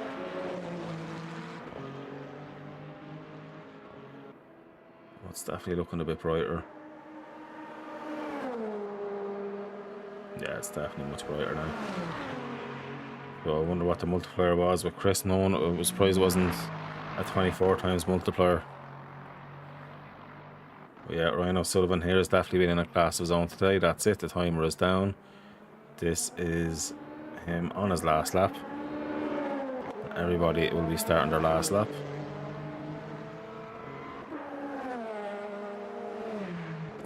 But good news for anyone who's been overtaken, that's going to be it. That's the race done. If they finish behind Mr. O'Sullivan, that will be them getting the checkered flag.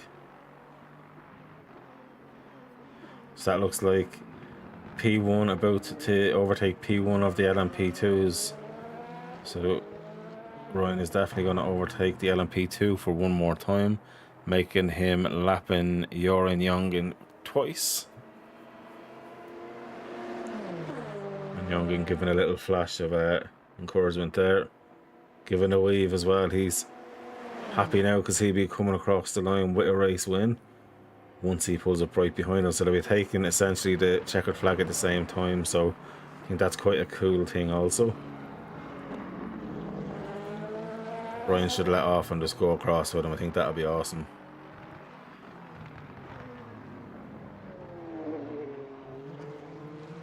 Ryan doesn't need to be pushing now, he knows that's it.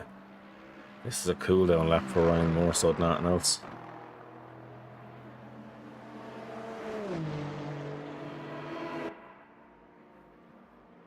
It looks like there's a bit of front damage on that car, but maybe it's just the way the paint job is or something. But definitely looks like there has been a bit of frontal damage on Ryan's car this evening.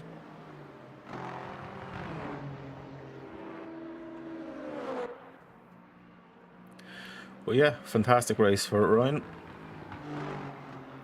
Fantastic race for Joran Jongen and for Sondra Sanders, who will be winning their respective splits. Nathan Warren being overtook. Coming up to the last few sections here now. So that means Nathan won't need to do another lap. That'll be his final lap of the race. And coming across now for the checkered flag. Great win there for Ryan O'Sullivan. And also a great win for Joran Jongen there in his class as well. Bit of flashing lights there, Ryan playing with the wheel a bit of happiness there. But Batista will become P2 in the LMP2, or sorry, in the hypercars. But Attila Kazokas in P3, Ivan Party P4, and Yannick Seller will be taking P5 out of the hypercars. Then out of the... I can hear Ryan doing donuts actually. Joran Jongen has taken the win there with Ricardo Mekin in P2 in the LMP2, Says Bollocks then in P3. He's caught up massively near the end, actually. 1.2 seconds. So this maybe might not be over. But I'll run through Adam Boger really quick. Then gets P4 in class. P5 for Benedict Gall. And then Ike 2s and P6. As Mecking under pressure, but not under pressure enough, it seems, at the minute. I'm going to jump back onto Sander, who'll be coming up soon as well. So he's going to take P1 in class for the GT3s. P2 for Chris Tedder, as I see Foreman's already passed the line into P3. John Gray P4, Kasberg and P5. I'm going to jump back onto this one here. It's dropped to 1.3 seconds now, so I don't think anything else is going to come with that one. But we'll stay watching because it's racing. You never know what's going to happen. They need to cross that line for the position to fully count.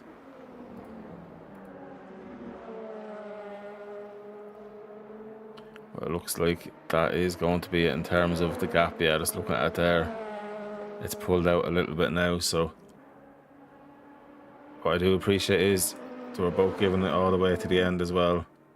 I have to say, Jürgen Jongen for the other P2 that crossed the line, doing a fantastic job. He's such a lead, same as Ryan O'Sullivan that time, a massive lead. Perpetis has crossed the line, but Attila still hasn't crossed the line. He's probably about to now. He has, and Oystevan next needs to cross that line, as they do cross then in second into our position. Well done to them.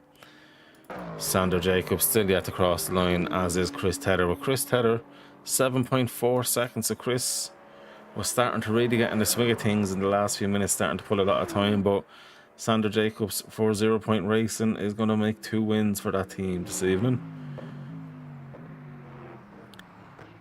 As he is coming near Sector 3 at this stage. Best lap for him at 4:04.793. What was Tedder's best lap? 4:07. So yeah, Sander Jacobs definitely had massive pace. Chris done a great recovery though, I will say that much, in terms of where he was starting the race and then where he was for quite a bit of the race. It's all about perseverance there. Of course, we've had maybe a few hard luck stories with heavy crashes and whatnot, but yeah, that's all part of racing, unfortunately, when it comes to Le Mans, mixed weather conditions and anything else in between. So Sander, I think, is just slowing down quite a bit. He's just literally bringing the car home. 5 seconds now between him and Tedder. Maybe he's slowing down, letting Tedder catch up for the line, possibly. Yeah, he's definitely not on it the way he probably once was.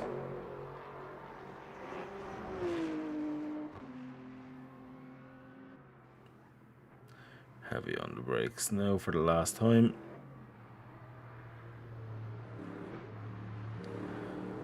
Beautifully done for Sander Jacobs then, and he gets the class win. Fantastic. And Chris then coming up behind him, getting P2. I'm sure he'll be delighted with that one there. And there's not many more cars to cross the line. Chris pulling in beside there. Nice little shot for the GT3s. I think there's only 1 or 2 more to pass over. So look, that is it. That was a fantastic race. Great event by Amigos and a great turnout of drivers and cars. A nice mixed grid event on this Sunday evening. As I say in the link on YouTube, there'll be a link to Amigos SimGrid page. Go on to it. It'll show all their events that you have coming up. You can register for any race you want to do. Sign up, and then there is a link to their Discord in SimGrid also. Get involved and yeah, get racing. Why not? And thank you very much for watching, and I hope you have a lovely rest of your Sunday evenings. Take care.